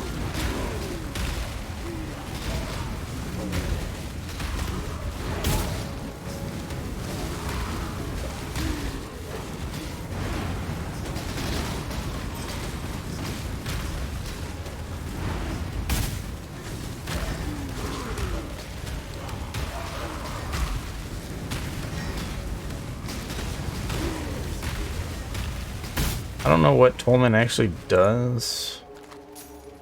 How could I? I always just try to kite him, and it works out. I've seen resurrection. It was nightmarish, not beautiful. Alright. So we gotta run our ass back. We have a portal, but we don't really have a way to get to that portal. Because if we make a new portal, go back to town, then our old portal gets erased. So, yeah. The right play would have been to portal there, and then instead of coming down this way, it would have been to look for the next zone. Take the waypoint from the next zone back to town, and then take the portal back. That's the right play for avoiding the backtracking. So apparently this is not the area with the next zone. That's surprising. It's not farther down, is it? I don't think it could be past the resurrection site. Pretty sure the resurrection site's always a dead end. But I may be totally wrong about that. We might be running all the way back down there again, which would suck. Yeah.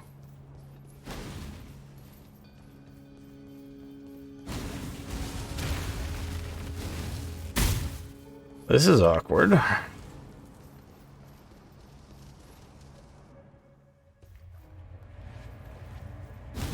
So I'm thinking it'll be slightly faster to go this way and then take our portal. Although we will sell stuff in town first. Our inventory is full. We're still only like halfway done with this act. Kind of depressing. So it was. Yeah, we'll get that from you in a second.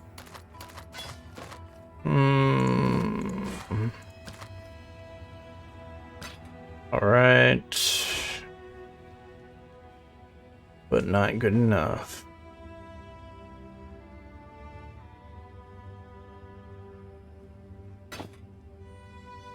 Huh.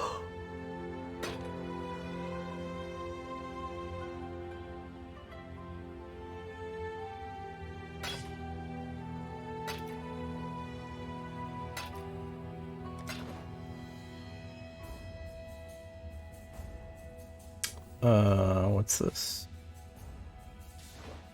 So, Good luck to you.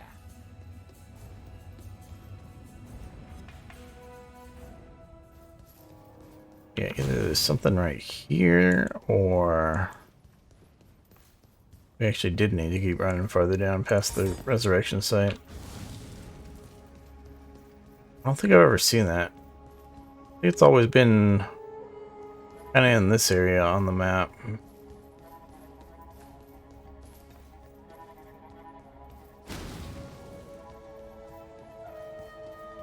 Is why I had that specific backtracking strategy. Ah. Thought this was a dead end.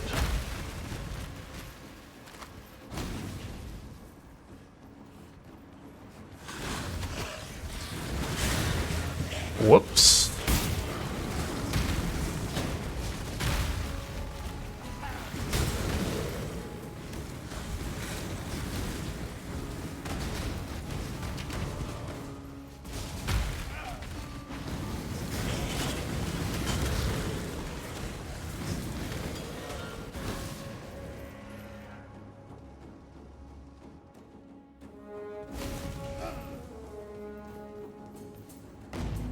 Alright. Let's check out this bow. Not good enough. At this point in the game, a bow like that needs to have much better damage rolls. Finally another essence.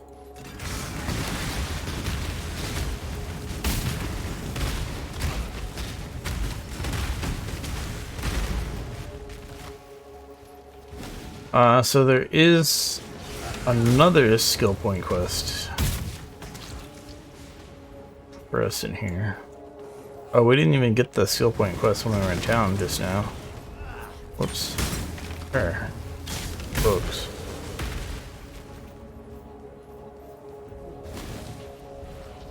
So the NPC we talked to had one, and then Clarissa has one as well for dealing with Tolman again.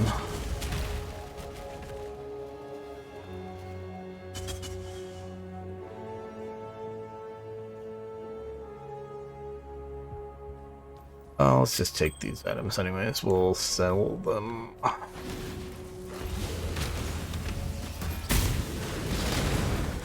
yeah.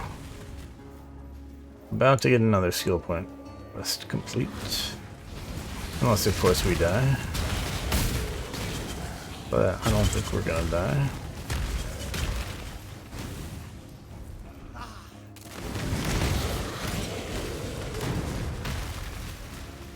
I was a little slow to react on the unfreeze there.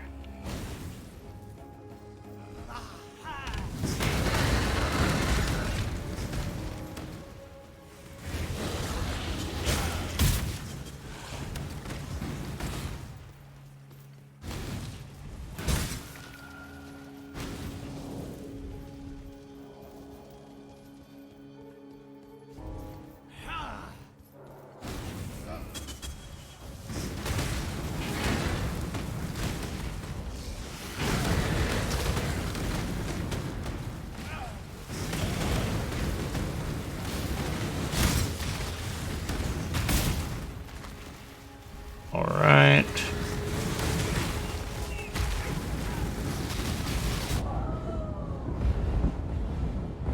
I don't know what's up with the muffled sound there. That happens at a different point in the game also. Your loyalty has gone I find unrewarded. it really annoying. Go to God, if he shall have you.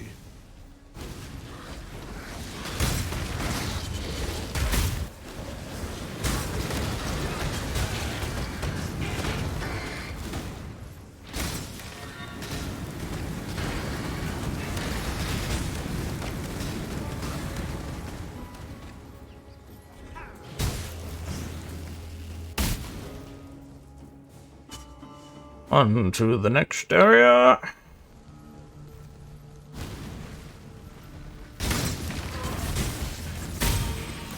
So we've done this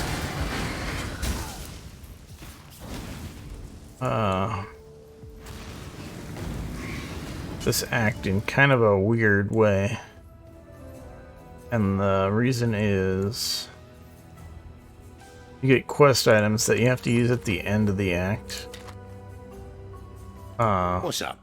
And they're just stuck in your inventory until then, if you get them earlier than you need to.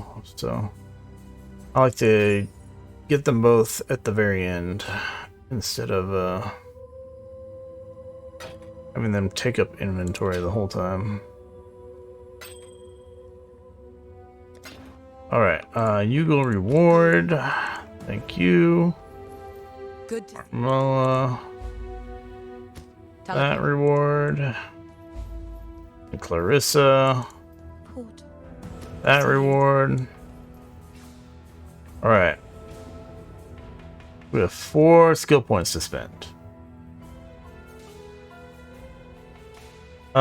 We finished off our energy shield and life points. We get more armor, energy shield. I don't feel like those points are that strong though.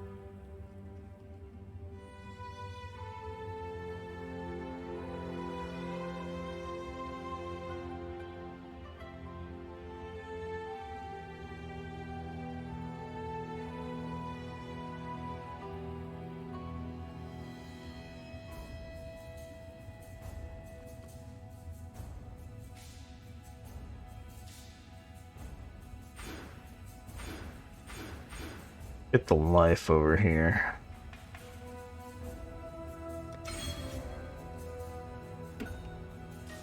Life is good. We don't want to die.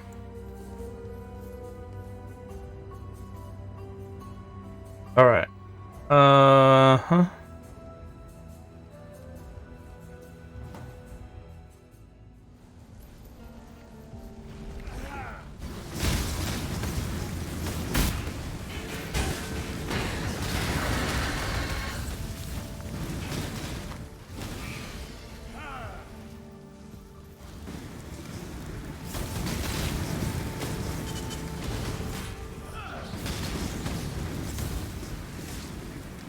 Meanwhile, our totems are killing everything.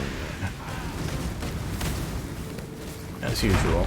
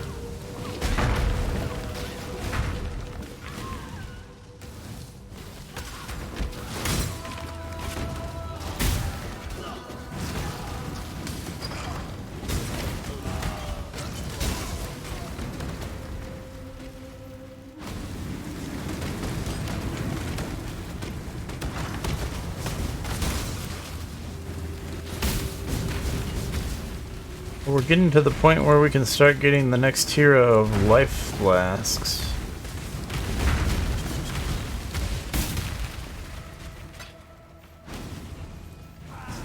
The enemies here are level 59, so the regular guys can't drop it. But rare monsters are 2 levels higher. So rare monsters can drop the level 60 life flasks. And then the regular monsters once we get to the one level higher of a zone, then they'll be able to drop it also.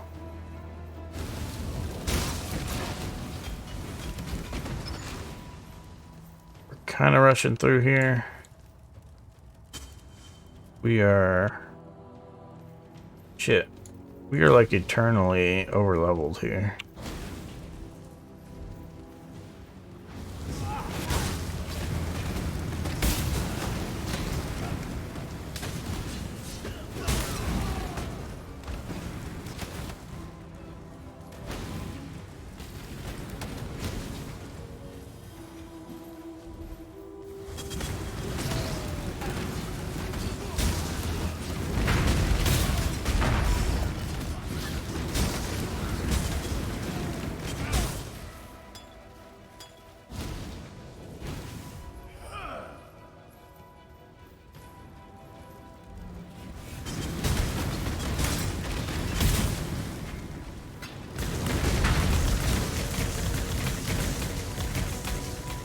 I need to look at our dexterity problem again also. We can't level up some of our gems because we don't have enough dexterity.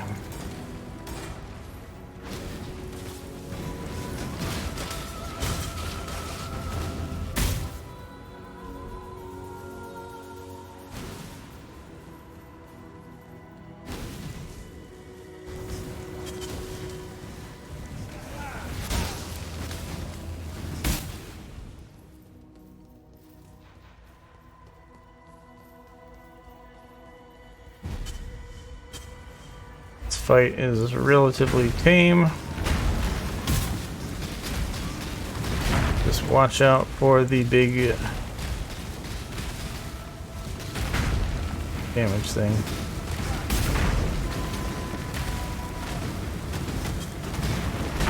Fairly obvious on the telegraphs. He ain't dead.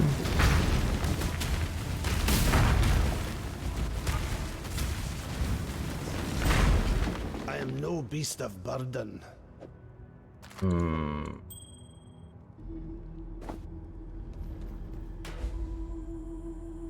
A sea. Alright. So there is Hello. item stuck in our inventory number 1. You might actually be able to put that in the stash. I've never tried that. But we're gonna need it in like 5 minutes anyways. Let me just get all these things out.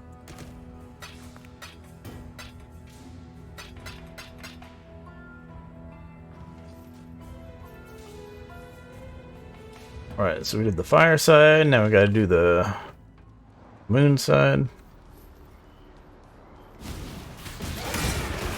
Just like in Act 3 where we found the one chick in the fire side, the Solaris, and then we had to go to the Lunaris temple for killing Piety in Act 3.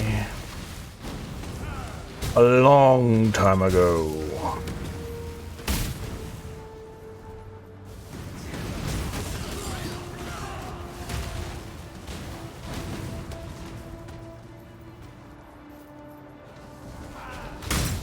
But yeah, one more mini boss and then we rush to the boss and we're done with this.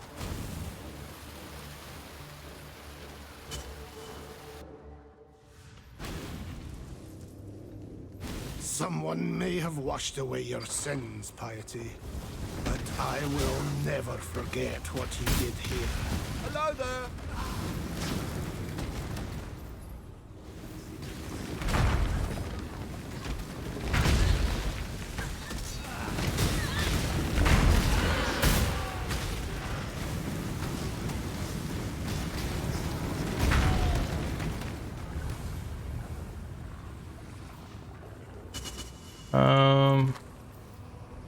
Alright. Yes. Go Get after some the chests. Actually, here, then I wonder what you'll unearth. here. Oh. Do this one first. Ooh. Yeah, like that. Then That's all of them.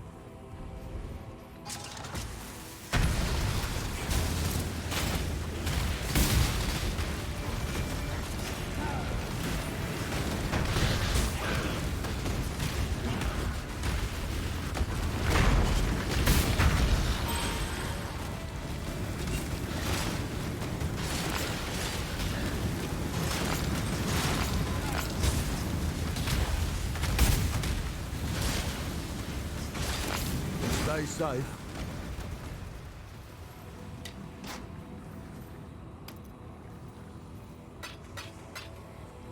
I hit that fridge.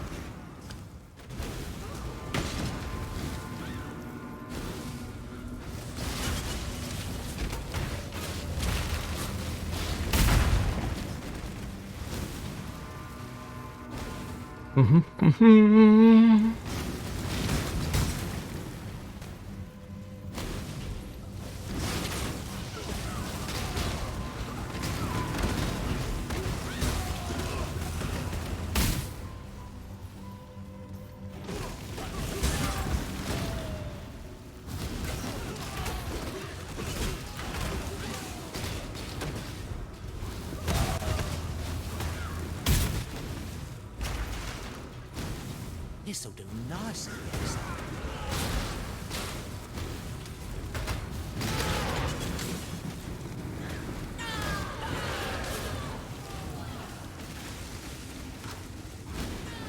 This'll do nicely, Exile. Where's the damn place we're trying to go? Another good find.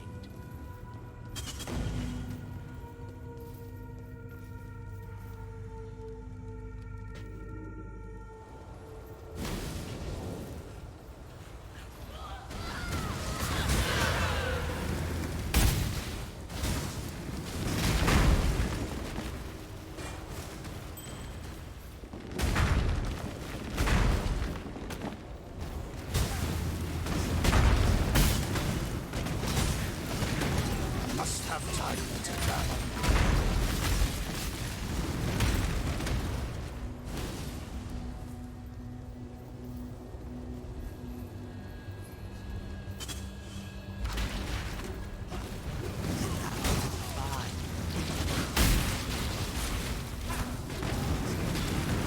Fireballs everywhere.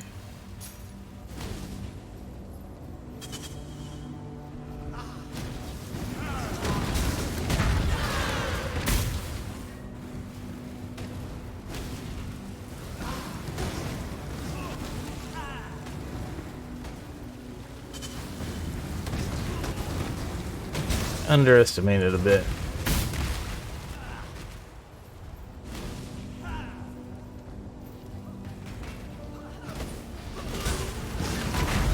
How far this place is.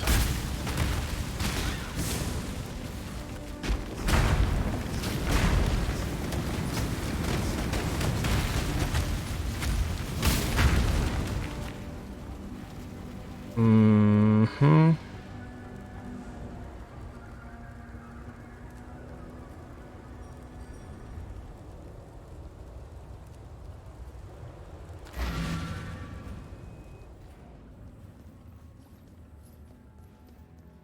How you doing? Identify this, this, this, this, this, this.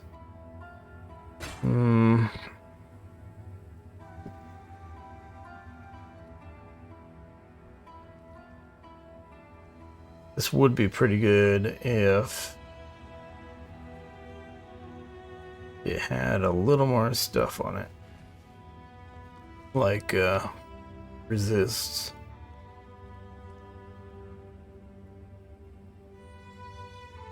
This is quite nice. Flat energy shield with percent energy shield is, not that easy to come by. It's already got life on it.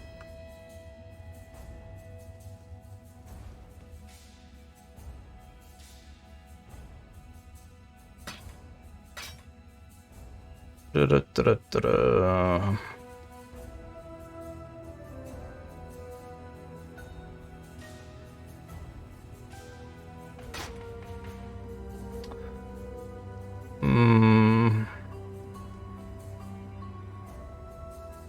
Would be better.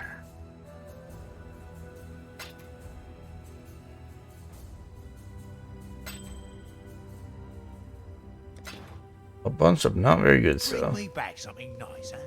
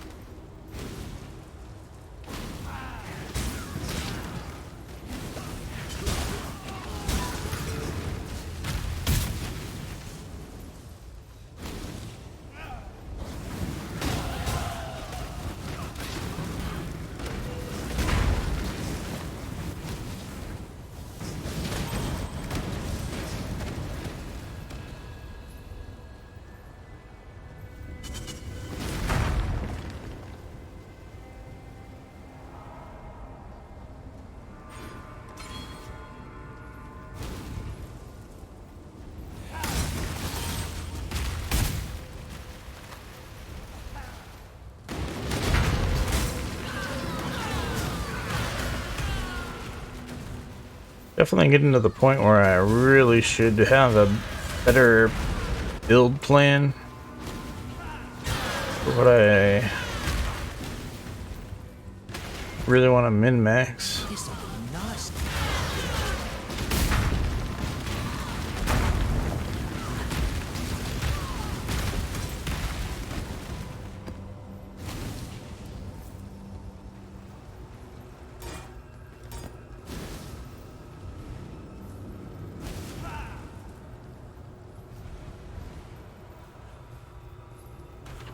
We're 5 levels over. Well, 3 levels over where we want to be.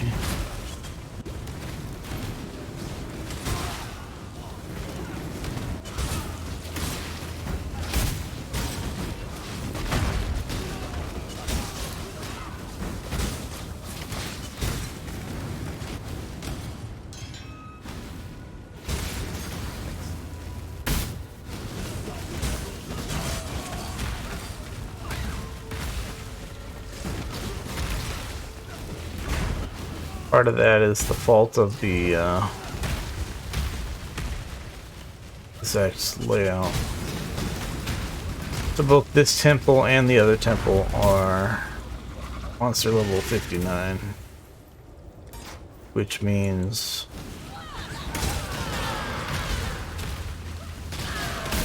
you're never really going to be the right level for both of them unless you skip tons of monsters, so that you don't actually level inside the first one.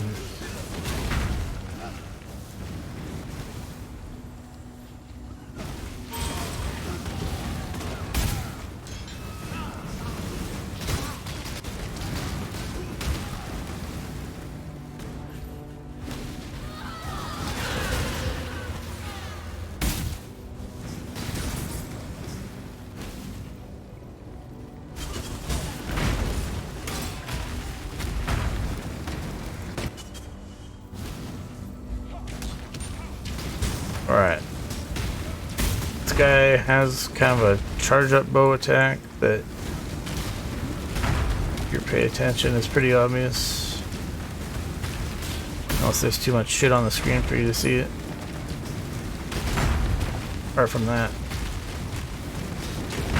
not a threat.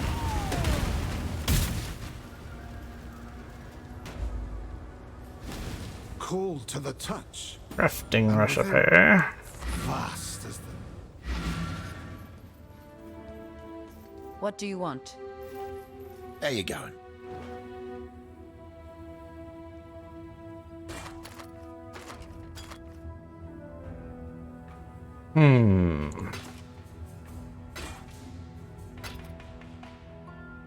Bring me back something nice, eh? Okay.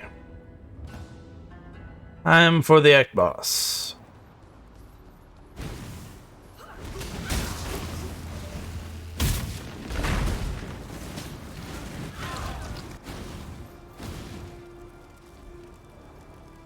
Well, I guess I'll just spoil it now. Act bosses. Because it's a 2-boss fight.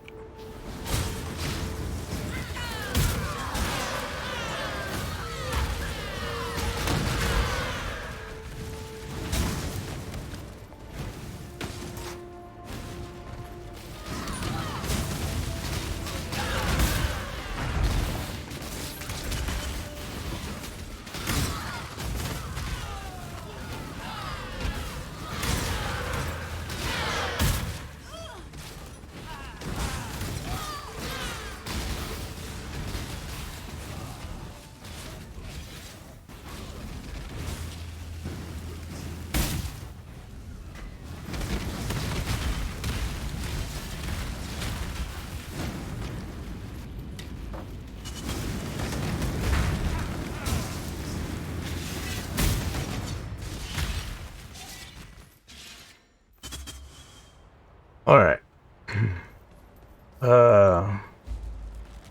Yeah. So I don't remember if the moon one has any dangerous abilities.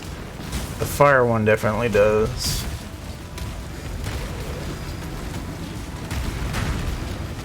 And then you kind of fight one at a time, but the other one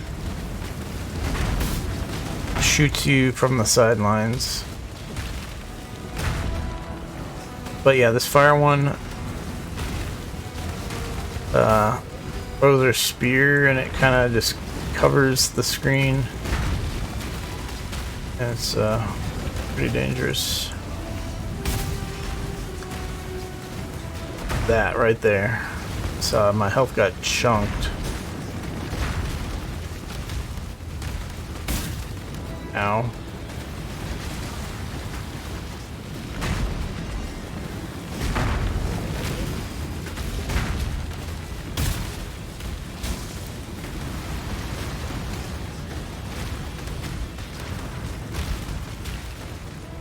Solaris, Lunaris. But it's twice the loot. Eclipse cold pride, flaming rage, and pass beyond this. Can't see because of the stupid shit on the screen.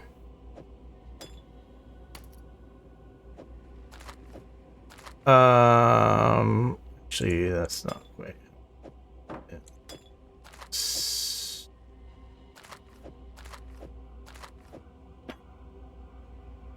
Grab this, and apparently there's a ring. Damn it!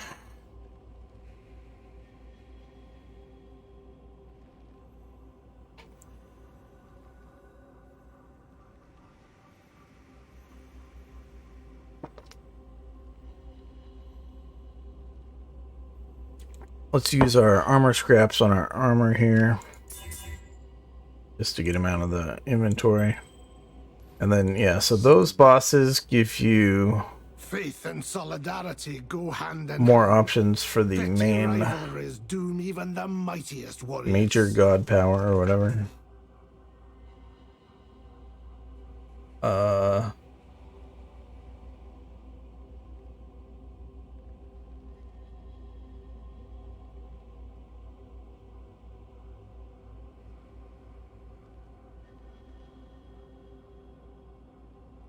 So yeah, that's certainly an option. Let's probably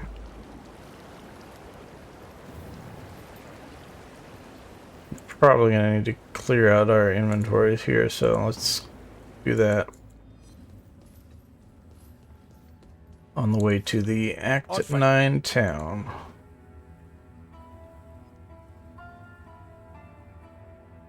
Right click.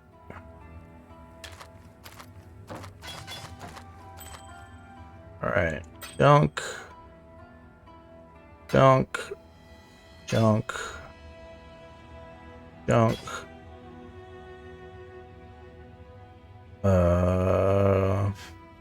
Slightly less junk.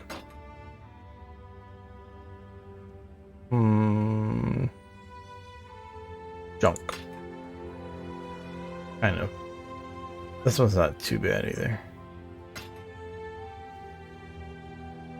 Like, definitely could be worse. A lot of ones are worse than that. But it's not cream of the crop.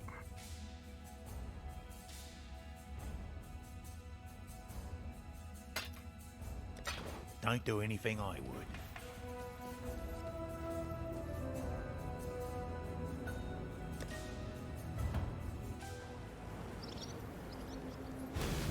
Alright. I'm gonna clear our way into the Act 9 town.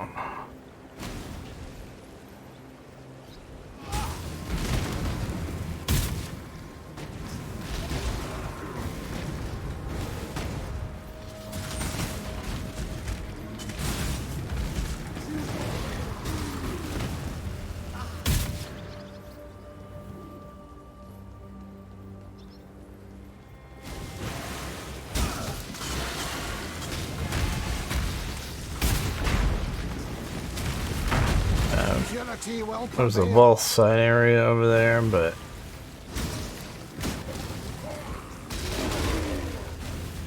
just trying to be done for the day.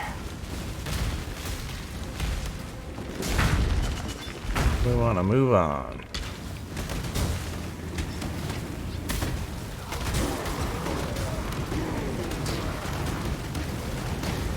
Gotta love those fireball totems.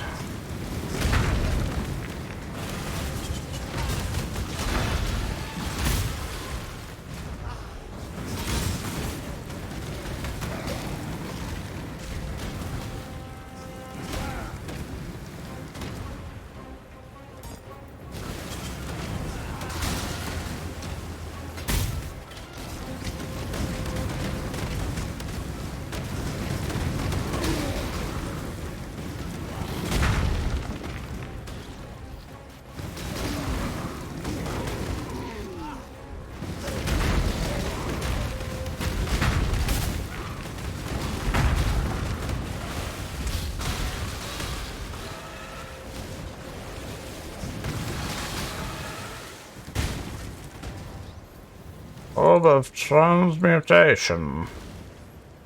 Alright. We have arrived in Act 9.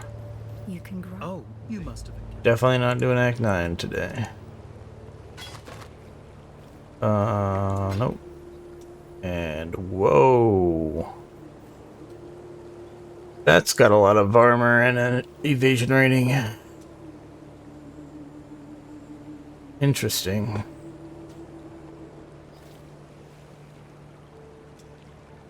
It actually has an open prefix. So we could either put pure percent armor and evasion rating, or we could put life on this. And it would be a very nice piece of armor.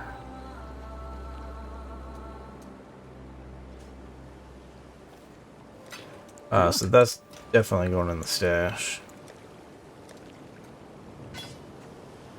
We don't want an evasion rating, but even just the armor is pretty great. But yeah, that's it for now. Just dump stuff in here so next time we can just go. We gotta do something about these damn haste items.